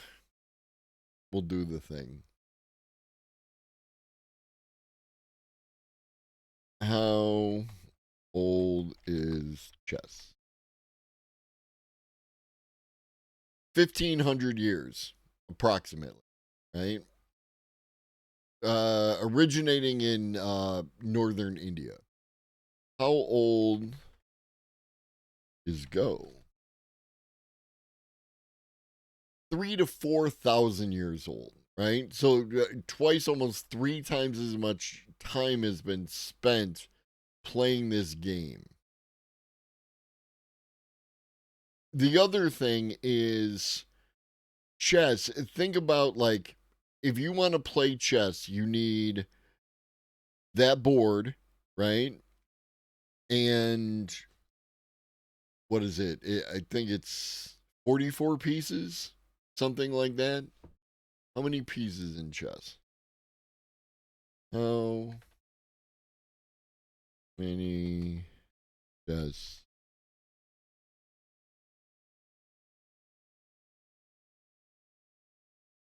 Sorry, 32, right? How many Go pieces? 361. This is why is the most popular game on the planet, the sport on the planet, soccer?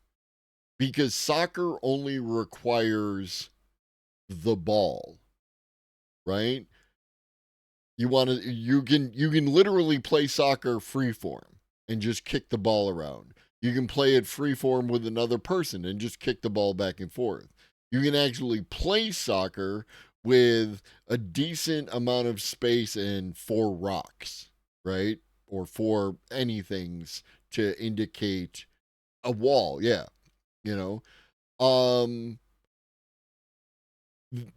If you want to play something like hockey requires a stick and a ball. Now you've doubled the amount of equipment that you need, right? Leaving aside all the other, like ice hockey or anything else like that, but if you wanted to do it. Even basketball requires a hoop up high. Soccer can be played with just a ball. Go has more pieces increases complexity, and let's say you lose one of those pieces, right? Like standard set 181 black, 181 black, 180 white. So what if you lose some of those? Can you still play Go? What if you lose some of the chess pieces? I understand. But these are many of the reasons why Go hasn't caught on over here. Also, Go is a lot more challenging to understand the basics of.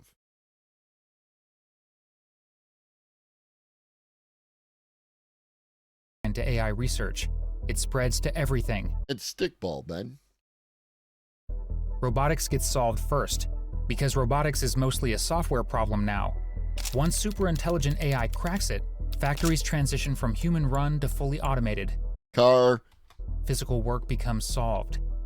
Then scientific progress accelerates beyond comprehension. You can't just give Einstein 1 billion clones and expect them to revolutionize every field. Humans have limits. But 1 billion super intelligent researchers working 10 times faster than humans, they could compress a century of R&D into a few years. Think about the entire 20th century, from the Wright brothers to the moon landing, from basic electricity to computers, from horse-drawn carriages to ICBMs. All of that progress compressed into less than a decade. That's what Leopold predicts for the 2030s. The economic impact is staggering. Today, the economy grows 2 to 3% per year. Leopold predicts 30% per year or higher, possibly multiple doublings per year. Why? Because the labor constraint disappears. Right now, growth is limited by workers. You can build more factories, but you need people to run them. Fixed labor force means fixed growth. With AI and robots doing all labor, that limit vanishes. It does not vanish.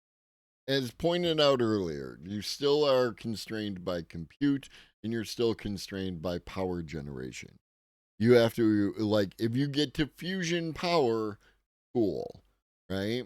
But then you're still talking about how do you generate the number of chips that you need, install the chips that you need, and get that, like, how long, what is the minimum amount of time possible under the best optimal conditions using future tech that we, like,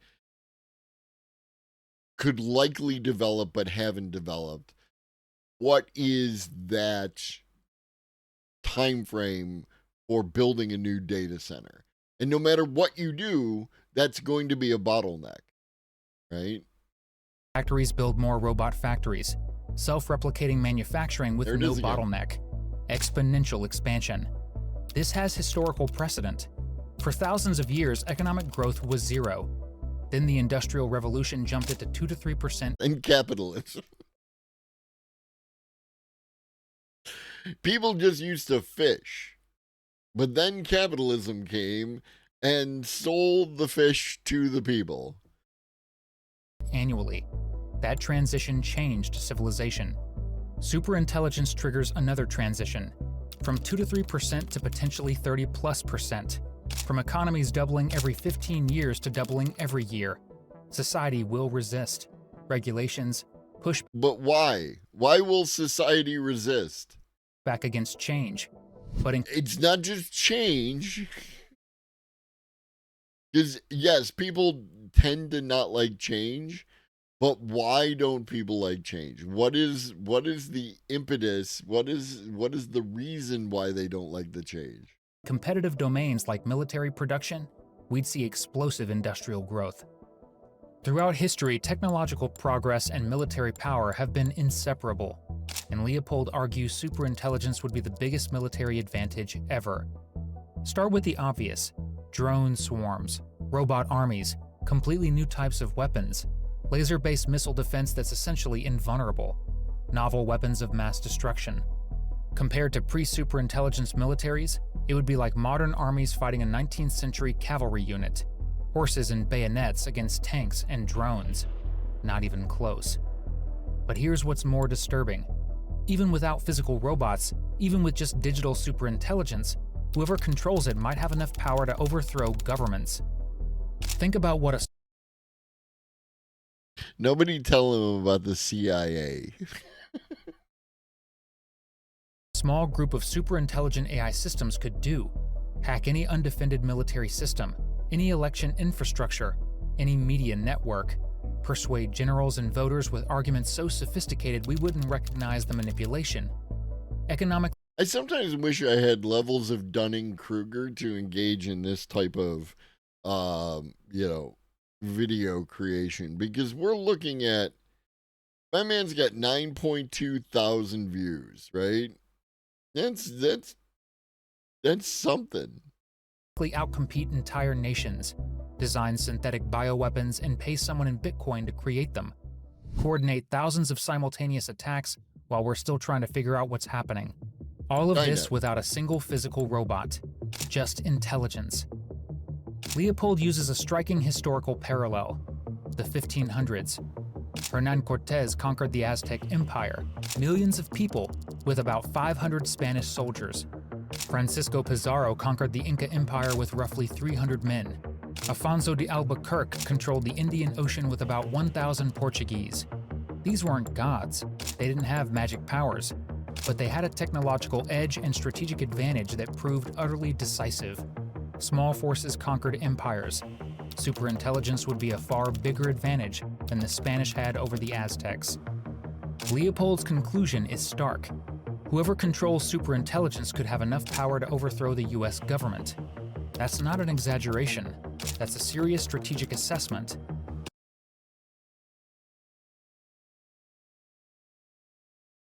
It's just amazing, right? Like, holy shit.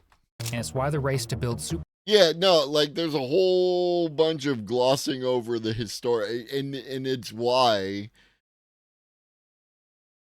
people who have a ahistorical understanding of history irritate the shit out of me. Butthole versus star. This is the AI 2027. Open brain versus China. superintelligence is also a race for global power. Leopold draws a Why China not go up? parallel to the atomic bomb, and it should make us uncomfortable. In 1914, H.G. Wells wrote a novel predicting atomic bombs. Pure science fiction. In 1933, No, wasn't pure science fiction. He had scientific knowledge that he applied to potential outcomes of that thing. physicist Leo Szilard figured out how a nuclear chain reaction could work, but he couldn't convince anyone. Too theoretical, too crazy. Then in 1938, nuclear fission was discovered. Suddenly it wasn't theoretical anymore.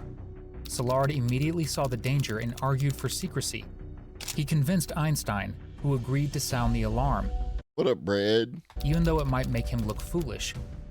But most scientists thought they were overreacting. Fermi and Bohr believed the conservative thing was to downplay the risk. A bomb sounded too extraordinary, too unlikely. Even though, as it turned out, a working atomic bomb was only 5 years away. We're at that moment again. Among senior scientists at leading AI labs, many see a rapid intelligence explosion as highly plausible. They understand the trajectory. They can see it coming. But the broader world, policymakers, most of tech, the public, still think it sounds like science fiction. Yet the warnings keep mounting. Stuart Russell, who literally wrote the textbook on AI, believes we may only have 4 years left to get this right. John Tallon, co-founder of Skype and major AI safety funder, argued in 2023, the extinction risk from godlike AI is not just possible, but imminent now. The pattern repeats. Experts see the danger, most people dismiss it, and the technology keeps advancing. Superintelligence is possible, and the process has already begun. AI progress won't stop at human level. Millions of AGIs could soon accelerate research, compressing decades into a year and pushing us towards superintelligence. By decade's end, AI may control economies and militaries. Experts warn AGI could be just years away. The intelligence explosion has begun, and what happens next depends on us. Yeah, there it is. AI 2027. Well, that was terrible. Cyberpunk, you're living it. The street finds its own uses for things.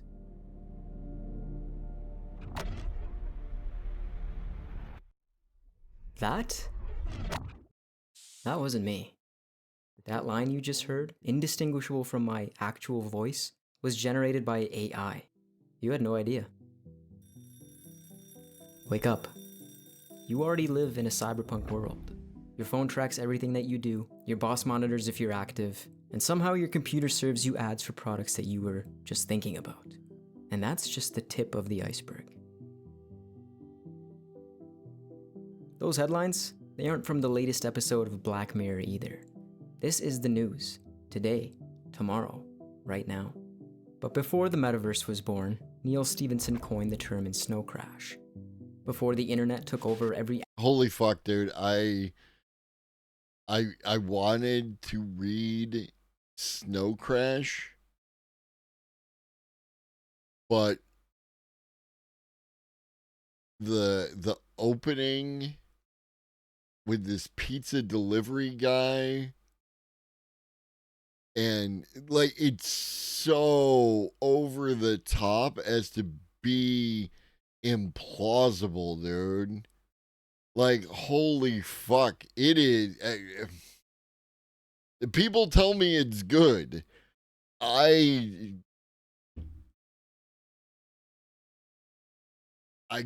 just, I lost interest. It was moderately entertaining. It's so I'm gonna give you like the first like bit, right? Because this is literally how the book starts off. Is you have this pizza delivery guy, but he's not a pizza delivery guy like you understand a pizza delivery guy, because he has samurai swords and drives a fast car. And like, if you don't get the pizza in 20 minutes, it's like a whole fucking thing, right? And this guy gets a pizza, and like the timer's already running on it, and the pizza kitchen is on fire for some reason, and it's just like, holy fuck, dude. Aspect of our lives, William Gibson imagined cyberspace, a shared digital world operating 24/7. Before the walled city of Kowloon was rubble, Metropolis and Dredge showed us vertical cities crushing the poor. The loop of life imitating art and art imitating life has never felt more obvious than with cyberpunk. So what actually is cyberpunk? Where did it come from? Cyberpunk is a subgenre, or more accurately, a mode of science fiction. It heavily leans to the soft side of sci-fi, meaning it uses technology as a propellant to explore character relationships, psychology, philosophy, and societal dynamics. If you don't know, hard science fiction like is very plausible, right? Like, it uses scientific fact as a basis, where soft science fiction lends itself to sometimes having magic powers, right? Through the use of technology. It can do things that like shouldn't necessarily be possible. And different science fiction ends up in, different spots. Is like, why did the Terminator have those feet, right? Remember when the Terminator stepped on the skull and it's got like a metal heel and metal arches, and just the way that the foot was formed? It's incredibly impractical for its purpose, and they should have fallen over a lot more, right? That's soft science fiction. It features countercultural anti-heroes trapped in dehumanized, high-tech dystopias. These are worlds where corporations wear the crowns, megacities and urban sprawls house the world's population, and the fusion of flesh and machine is the new normal. You've heard this before, but summed up best, cyberpunk is high-tech and low-life. Technology's never been more widespread and accessible. Societal decay has never been higher. Cyberpunk is a socio-economic critique with a counter-argument for rapid technological progress. It boldly claims that technology that outpaces our capacity to nurture our ethics, our morality, and to understand our human nature means regression, not progression. And that's especially true when this technology aggregates in the hands of a few. There are even more clues if we break down the term. Cyber. It originates from Norbert Wiener's cybernetics, the study of self-regulating feedback loops between systems. These insights set a theoretical foundation for everything from electronic engineering and computing to automation, telecommunications, and neuroscience. In the context of cyberpunk, this usually means man and machine, flesh and metal. Self-regulating systems that blur the boundary between human and artificial. I think you can begin to see where this might be problematic, especially with everything I mentioned just minutes ago. The root of cybernetics is the best example to visualize this. Kybernetes, it's Greek for steersman. Moving a ship's rudder creates a feedback loop. Adjust the angle, adjust the direction. You might think punk is a little bit more self-explanatory, but punk isn't just about mohawks and mosh pits. Punk is a mentality first and foremost. It's counter-authoritarian, it's anti-establishment, and it's a refusal to submit. It's saying no when the system says comply. It's an outright rejection of fatalism to some, accepting it but moving forward anyways for others. It's a do-it-yourself attitude for everything, modifying your tech, repurposing and weaponizing scraps, and puncturing through the established order in any way that you can. That intro sentence, the street finds its own uses for things, that's punk. Without punk, you likely just have dystopian sci-fi with cool gadgets. With it, you have critique, you have satire, and you have edge. You have gonzo journalism, you have psychotic rebels, and amphetamine-addicted hackers. And they are all very, very pissed off. Cyberpunk, it's a bit of he's describing cyberpunk. an oxymoron if you think about it.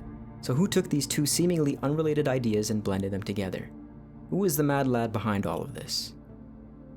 The actual term was created in the early 1980s by Bruce Bethke, who used it as the title for his short story. Now, Bethke was actively trying to invent a new term that fused the juxtaposition of punk attitudes and high technology. His motivation was just to create a snappy, one-word title that editors could remember. But the term was actually popularized by Gardner Dozois, using it in his December article Science Fiction in the 80s. Except he wasn't using it to describe Bethke. He was mainly using it to describe William Gibson and other writers in the 80s cyberpunk movement. Had Dozois not labeled them cyberpunks, we might be calling I owned that book at one point in time. this genre something entirely different.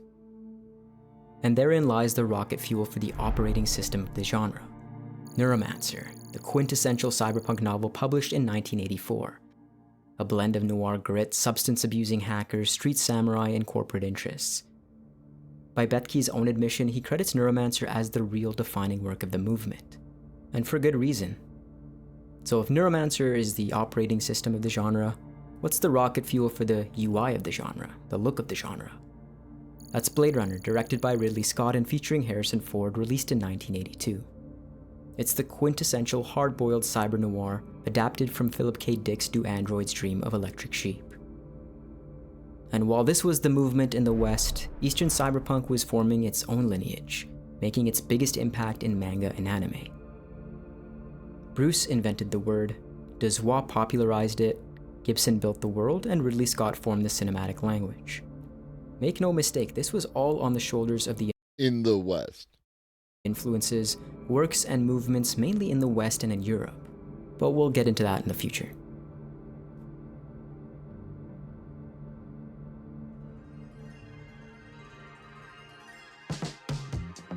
Despite what you might hear, the genre does not have definitive bounds, and doesn't fit into a neat, tidy box. But there are 8 core ingredients in the formula of cyberpunk, and they'll all fit on this wonderful nutritional label. So you're gonna know if you're getting empty calories or the real meal deal. Now, not every work has to include all 8 in its formula, and they can be seasoned to taste with additional spices, some fairly critical to the overall dish, akin to sugar and salt, and some a little bit more niche. Ingredient 1, corporate rule. In cyberpunk, corporations don't just sell you products. They function as governments, militaries, and infrastructure all rolled into one package. They are the ones writing and rewriting the rules, whether explicitly or implicitly, and they enforce these rules with private armies and lucrative contracts. They own the flow of information, they control the media, and they're quietly pulling the strings. This is a core ingredient. You extract this from the cyberpunk formula, and you water down its impact. Cyberpunk stories use corporations to ask potent questions. What happens when profit has more power than policy? When unelected boards of corporate execs have more What? power than a president or a parliament? Every part of your life is downstream of corporate incentive, and that water is usually tainted. I'm gonna give you 3 examples. Tyrell Corporation and Blade Runner. They're the ones building artificial life and replicants, and they're effectively playing God. They answer to nobody. Tessier Ashpool and Neuromancer is also a good example. This is an enigmatic orbital family empire with a god-tier AI that's totally insulated and operating through obscurity. Not much is known about them at all. Explicit example and implicit example. Arasaka kinda toes the line between both. It's a megacorp with its own army, black ops, political puppets, but it does a lot of shady stuff behind the scenes. I'm a little offended that the they put Arasaka in 2020, right? Like for the video game 2020 or 2077, because Arasaka originates in, Cyberpunk 2017, which was around in like 20. What up, Paradigm? 2013? 2013. Published in 1988, right? That was the original book, and it looked like this. Show me the cover. Right? It had a very and it was thin, and it didn't have a lot of like heft to it. And then you got to 2020, and then this is 2020, which is really small on your screen right now. This was thick. This was like between 1/2 and 3/4 of an inch. That was a book. And then all that created the world in which 2077 came out of. And yeah, in Cyberpunk 2020, 1990, right?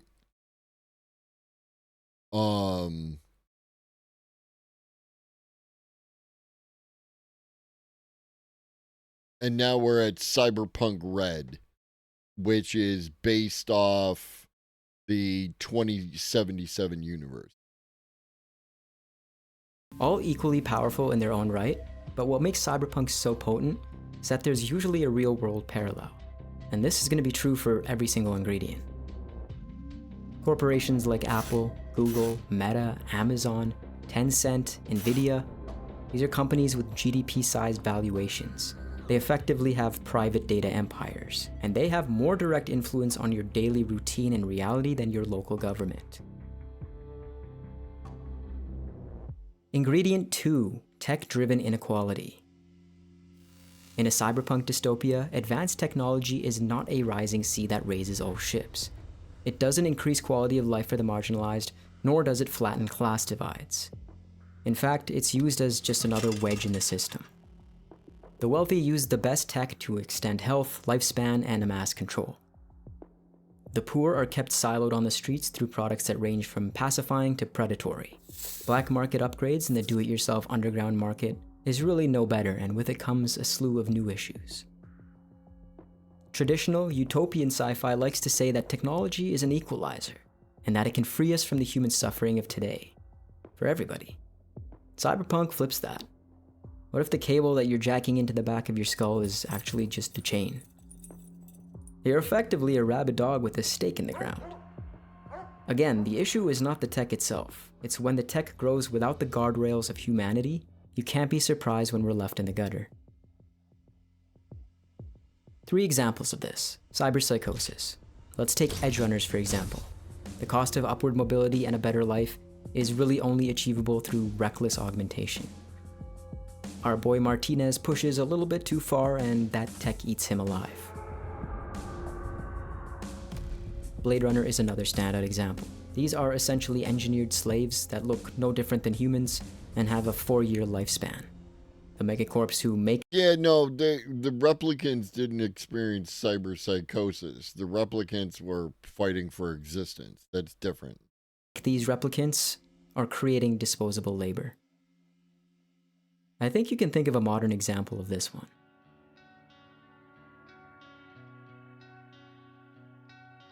Ingredient 3, surveillance and data extraction. In many genre works, everything is watched and logged. Your movements, your biometrics, your relationships, your thought patterns, they're turned into data and weaponized as products. Privacy is a grayed out opt-in box. You no longer have a right to privacy. You're not a person, your data with purchasing power. You'll see this manifest in a few different ways. You have construct ROMs from Neuromancer. These are dead hackers recycled into software tools. They have little to no agency. You have Netwatch and the Turing police. They're monitoring the internet, they're policing the flow of information, and they're essentially judge, jury, and executioner, deciding on what intelligence is allowed to exist and what isn't. And then of course you have the data economies. Information is leverage, and with new methods to get this information, it creates a whole new economy, whether legit or illicit. Think about it like this. Have you ever seen Shark Week? They pull the shark out of the ocean, they stick the little tracker doodad on it, and set him off like he's Free Willy. You're just a glorified shark, except you have like about 300 trackers on your fins. You're fully mapped out. Ingredient 4, identity and transhumanism. In many genre works, bodies become modular, memories become editable, and personalities become files. Every bodily function can be associated to a computer function. It's the concept of that self-regulating feedback loop. As long as it's accurately regulating, you're all good. This is where cyberpunk and the soft side of sci-fi really shines. Cyberpunk asks, at what point do you stop being you? It doesn't just explore what tech can do, that's obvious. It asks what we lose when we use it. You see this in some of the greats. Ghost in the Shell with the Puppet Master. This is an intelligence born from data claiming personhood, forcing a legal and philosophical crisis. Are artificial intelligences different than human intelligences? What's to say that this intelligence doesn't have a right to life? You also have Deckard's ambiguity. The subtext in Blade Runner is Deckard human? At the end of the day, does it matter? The real-world parallels here are brain-computer interfaces, deep fake identities, AI voice clones like the intro of the video, and the algorithms that know you better than your own family. Here's a question for you. Who do you tell your deepest and darkest secrets to? Is it your family or is it Google? I want to be real for you. You are real for me. Ingredient 5, cyberspace. In cyberpunk works, networks, simulations, and virtual spaces aren't just tools. They're actually parallel realities where the power balance can be shifted. It's an ecosystem of its own, and in many ways is functionally similar to outer space in terms of mystery and awe. Cyberspace in cyberpunk dystopias, whether it's called the Net or the Matrix, is as legit a place as meat space. And many times it even treats this digital layer as more consequential than the physical streets. The power lives where information flows, but that also means that the real becomes subjective. If you control the network, you control reality. Cyberspace is the most impactful, equally deadly landscape for punks trying to make that impact. And yeah, it's used as a veil to show the inability to categorize reality. You see this in Cyberspace and Neuromancer, a hallucinatory dataverse where console cowboys jack in. Cyberspace, a consensual hallucination experienced daily by billions of legitimate operators in every nation, by children being taught mathematical concepts, a graphic representation of data abstracted from the banks of every computer in the human system, unthinkable complexity, lines of light ranged in the non-space of the mind, clusters and constellations of data, like city lights receding. You see this in The Matrix, which simply explores that ultimate question. What is real? And you see this a little differently when it comes to the Old Net and the Black Wall in Cyberpunk 2077. But hackers alone don't make something cyberpunk. You need that systemic critique, you need the dystopia, and you need punk resistance. Cyberspace is the canvas to tell stories of rebellion, transhumanism, the surreality of reality, and can have spiritual connotations. I really don't need to tell you the real world parallels here. It's VR, it's NFT, it's Web3, it's this always online life of social media. It's YouTube right now, right here. More questions. Has your smartphone essentially become one with you? You're already constantly jacked in. You might as well have a cyber limb. But do you control the feedback system, or does the feedback system control you? Ingredient 6, ecological collapse in megacities. The natural world is either dead, dying, or inaccessible. Humanity usually retreats into massive, vertical, hyperdense cities where nature is a luxury product or can only be seen in a simulation. The city itself is the antagonist. Its brutalist skyscrapers might as well be prison bars, or at the very least a reminder to not rock the boat of the established authority or order. These megacities introduced the vertical class system. This is where you have poverty on the jungle floor, wealth in the penthouses, and off-world colonies for the ultra-elite. Social stratification highlighted by literal vertical stratification.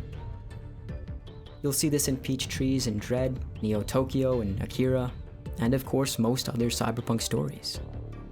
Megacities usually exist because of this ecological collapse.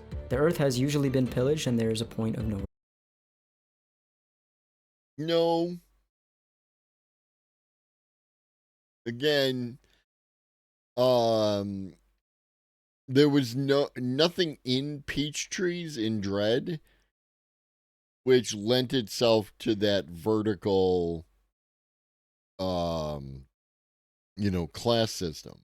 Everyone in Peach Trees, their life, was mid to suck. Right? Especially once the gang members took it over, kind of thing.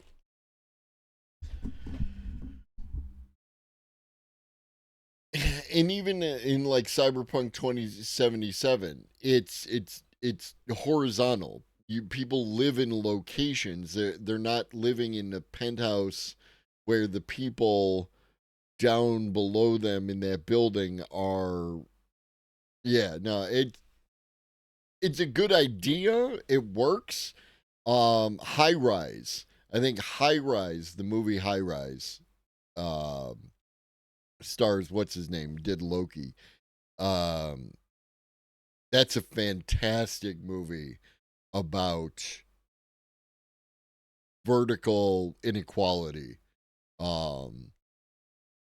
It's a little weird, but if you like that kind of thing, High Rise. Return. And here we have another way that the megacity literally puts you in a chokehold. You physically can't escape. If you escape, you're only going to find an irradiated wasteland. Ingredient 7, punk resistance and noir DNA. Again, these two could be separated. What up, Astro? They very much justify their own ingredients, but they go well together. In these stories, the street does fight back, but poorly, inconsistently, and often self-destructively. Marginalized street dwellers, data thieves, mercs, and misfits fighting, or just surviving against systems too big to topple. Basing the system on its terms is pointless if not suicide. It's playing whack-a-mole with a toothpick against a 20-headed hydra. But cyberpunk also has deep roots in film noir, and borrows heavily from it in its neo-noir depictions. This is where cyberpunk gets its soul from. The soul that you can't kill.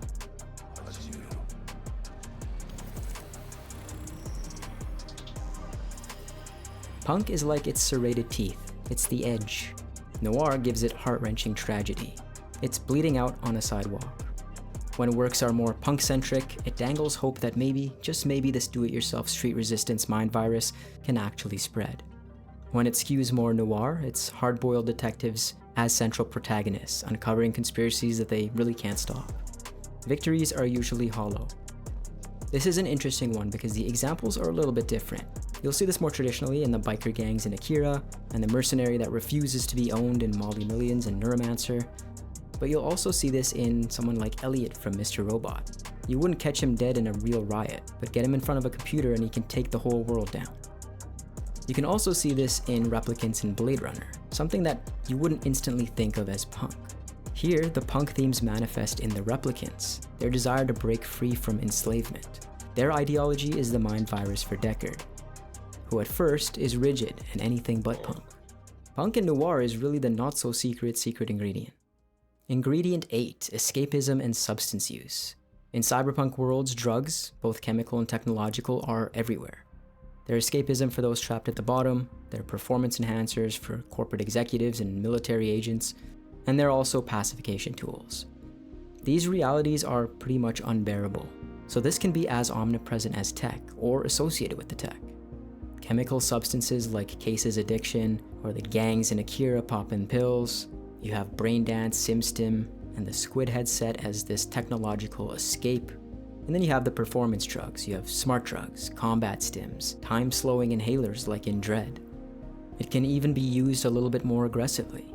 Take for instance Brave New World with Soma.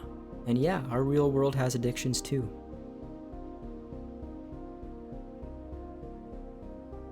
here's where you can start with cyberpunk when it comes to novels, films, animes, games, and comics.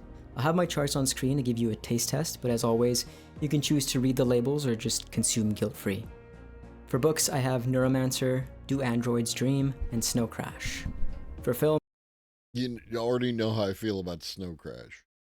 definitely Blade Runner. I personally prefer 2049, but I think you should watch them both Blade Runner and 2049. also explore The Matrix, which is a little bit more mainstream, and Dread, which really leans into that stylized neo-noir violence. For anime, this is a pretty easy one: Ghost in the Shell, Akira, and Edge Runners. You won't go wrong with any of those. Games-wise, What up, Prail? obviously Cyberpunk 2077, but also Deus Ex. So why the hell does it matter? Well, I've just showed you. Those novelists in the 50s, 60s, 70s, 80s, and the whole cyberpunk movement, yeah, they're looking more prophetic every day. You already live in a cyberpunk world. Now let's understand how we got here. Welcome to Cyberpunk 101. This is your intro, your primer to the cyberpunk genre. Each episode will get a little bit more granular, and I've linked episode 2 on screen for you, so I'll see you there. Kind of mid. Not terrible.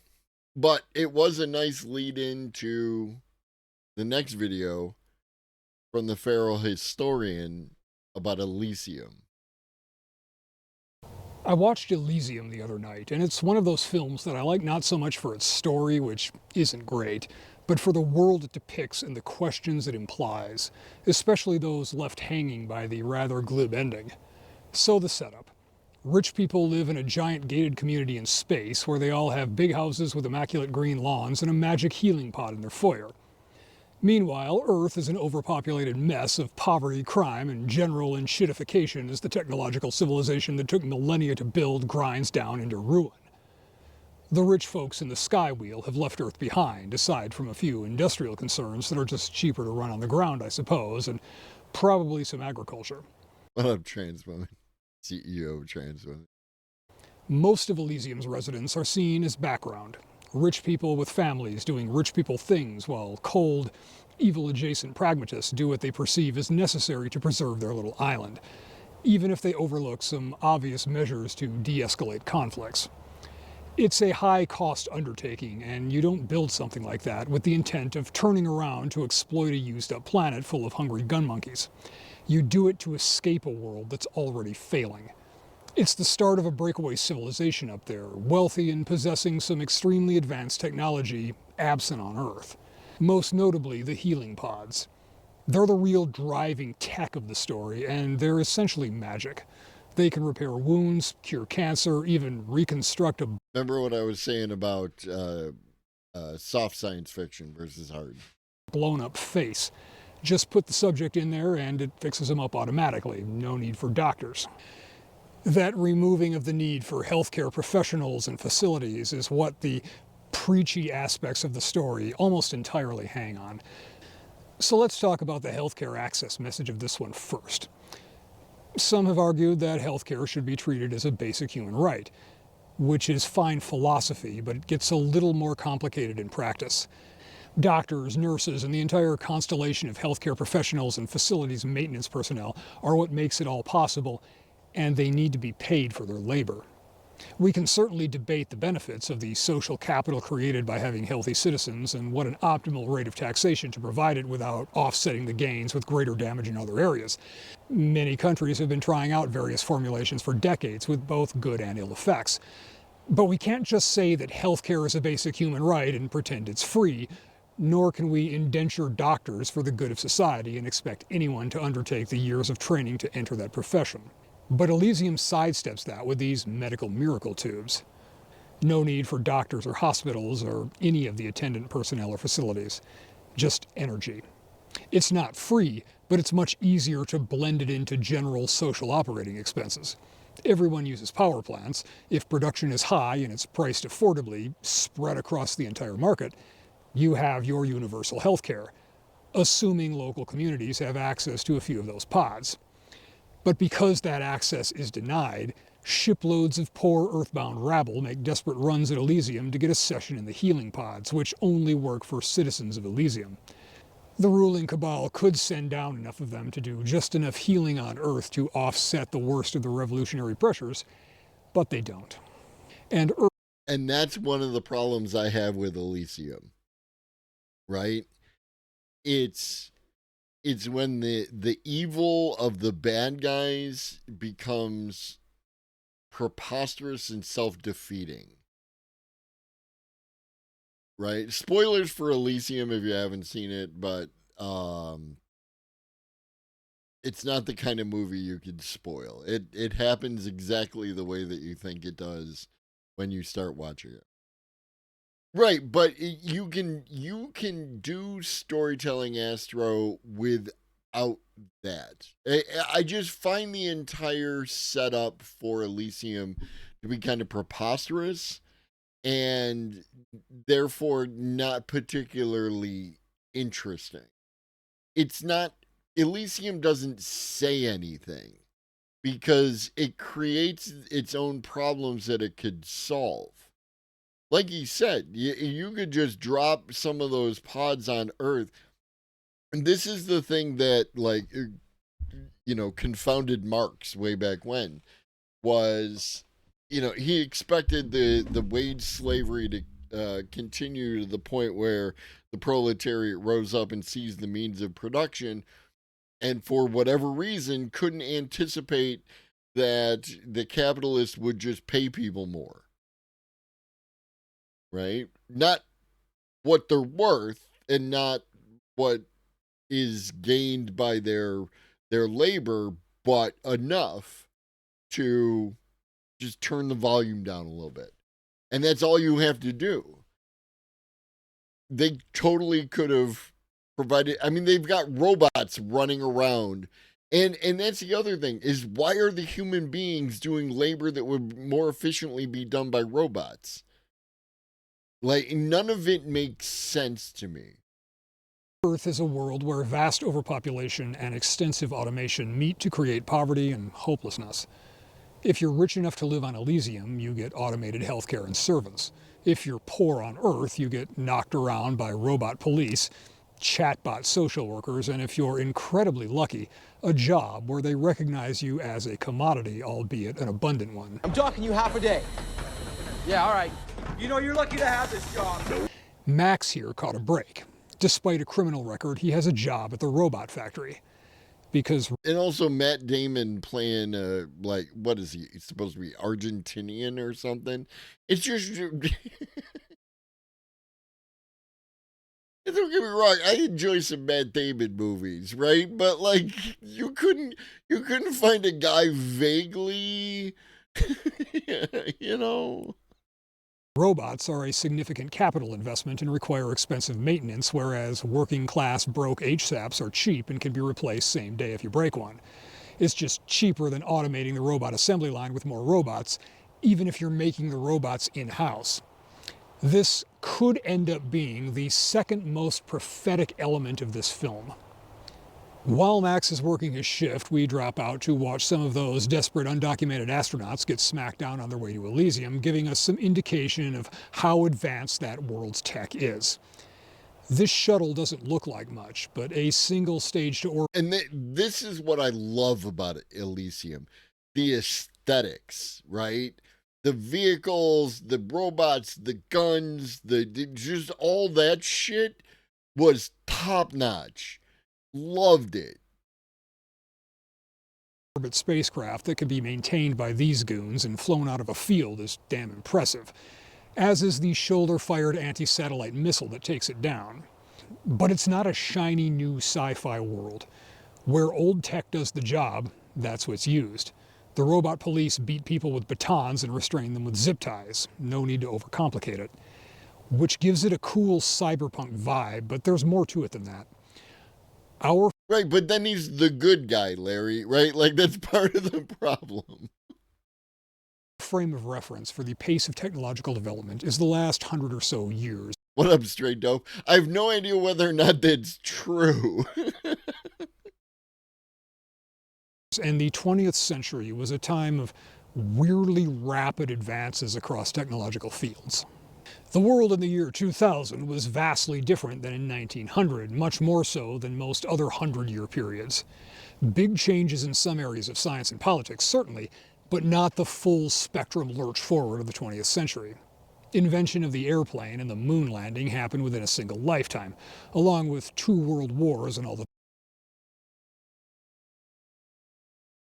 And again, knowing your history, right? The invention of the airplane, the Apollo moon landing happened within a single lifetime.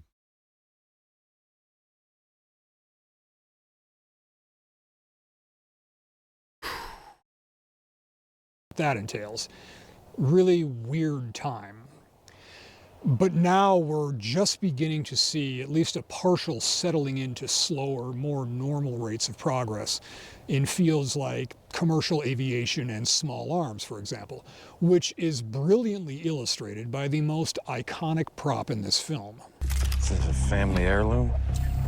Highly potent smart munitions controlled through an interface on the weapon. That's a serious high-tech boomstick there. But it's all bolted on mods. At the core, it's an AKM, introduced in the 1950s as the culmination of efforts to deal with some manufacturing issues with Kalashnikov's 1947 design. The programmable airburst projectiles are squeezing performance out of the old 7.62x39 cartridge. There are absolutely better small arms available in that world, but this one is still viable. Just as when the flintlock was coming into common use in the 1500s, matchlock muskets didn't just go away. They were still usable weapons, just not as good. And the flintlock, with gradual iterative improvements, was the standard firearm until the 19th century, when the lock itself was replaced with a percussion cap system, but the rest of the firearm was still the same basic design using the same black powder and lead ball. Firearms today are about where the flintlock was in the early 1800s in terms of being maximized mature technology. The US military is still using what is essentially the Vietnam-era M16, with layers of design tweaks and upgrades based on lessons learned, and I suspect will continue to do so for longer than SIG would like. The Elysium AK is an over-the-top example of that same process. And the whole world of this film is like that. Layers of technology crudely piled on top of each other. The only things that are new are the things that don't have older alternatives. Robots, single-stage spacecraft. But the cars, the cities, the weapons, either minor iterative improvements or straight-up old gear kept in working order by people too poor to replace it. If anything in this movie ends up being 100% prescient, it'll probably be some variant of the AK still showing up in conflict zones in the mid-22nd century. But in this story, after all their struggles, Max and his comrades, who inhabit a space... That's actually not unreasonable, because a lot of legacy firearms showed up in Global South conflicts for quite some time.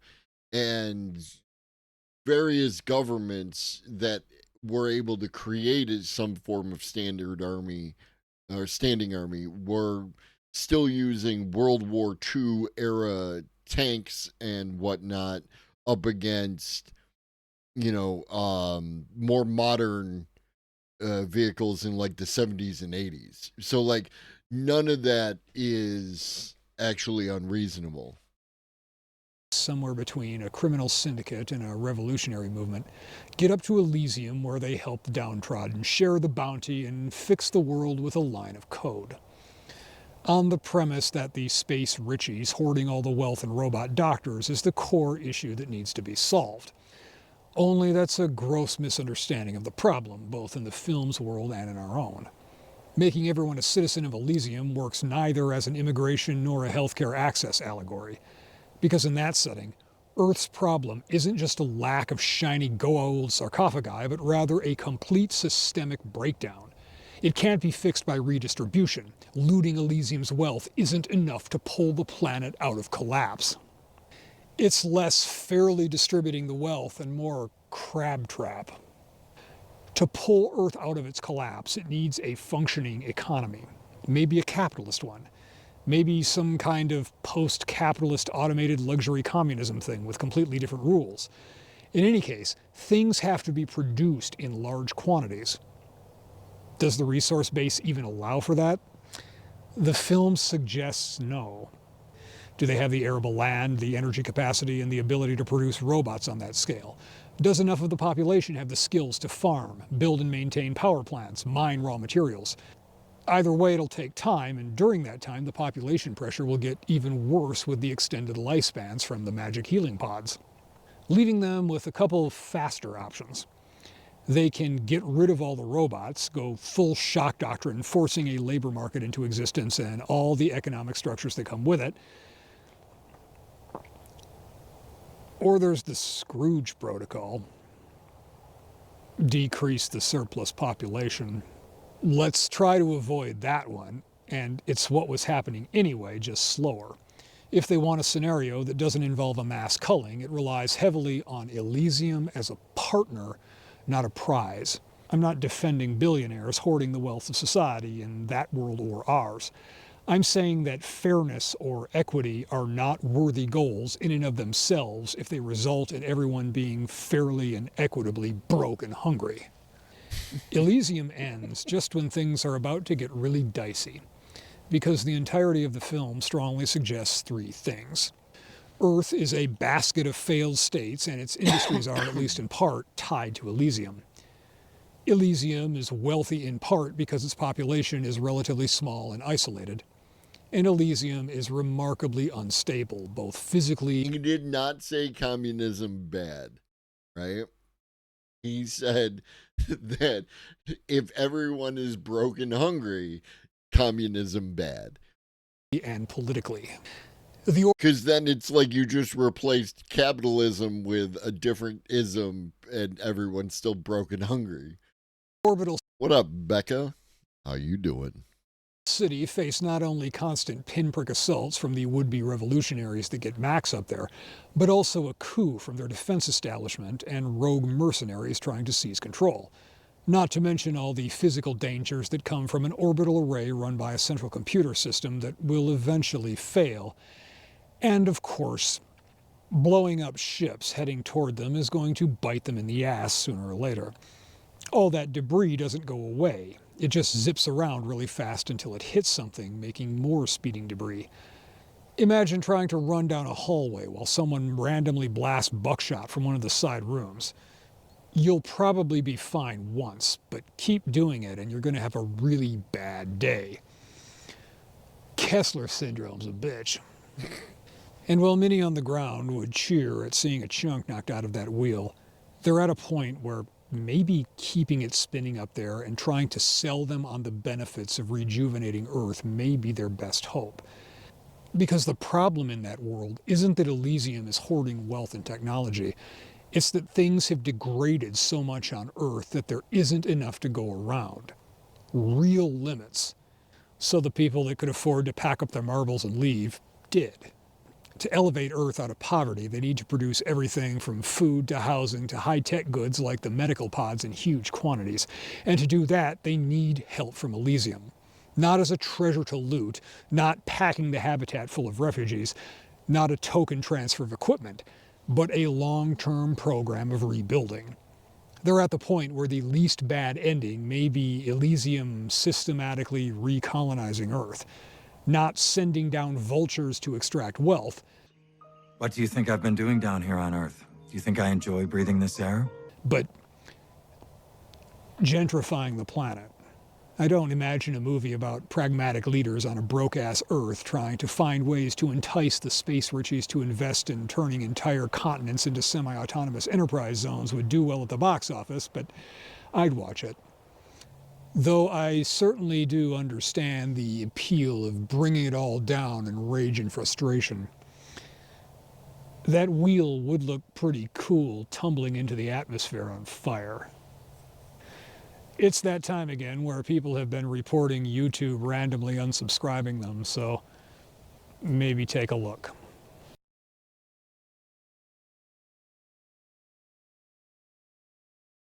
All right.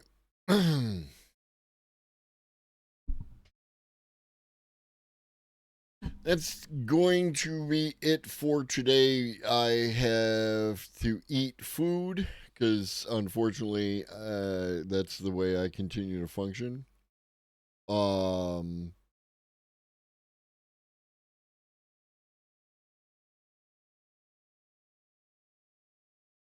don't know, Brad.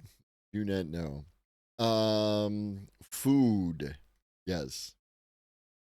The fuel that powers the meat suit. Gonna be back tomorrow, right? We'll be back tomorrow at 6 p.m. Fuck, I'd like some wings. I will not be having wings. Tomorrow we'll watch some content and play with Suno. One of these days coming up, we're going to be talking with Levelhead. It could be tomorrow. It could be Monday. Oh, excuse me.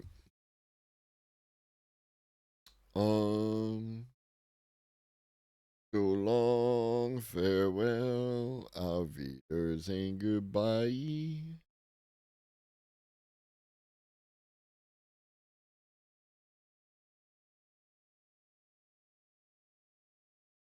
Do do do do do do do do do do do do do do do do do do do.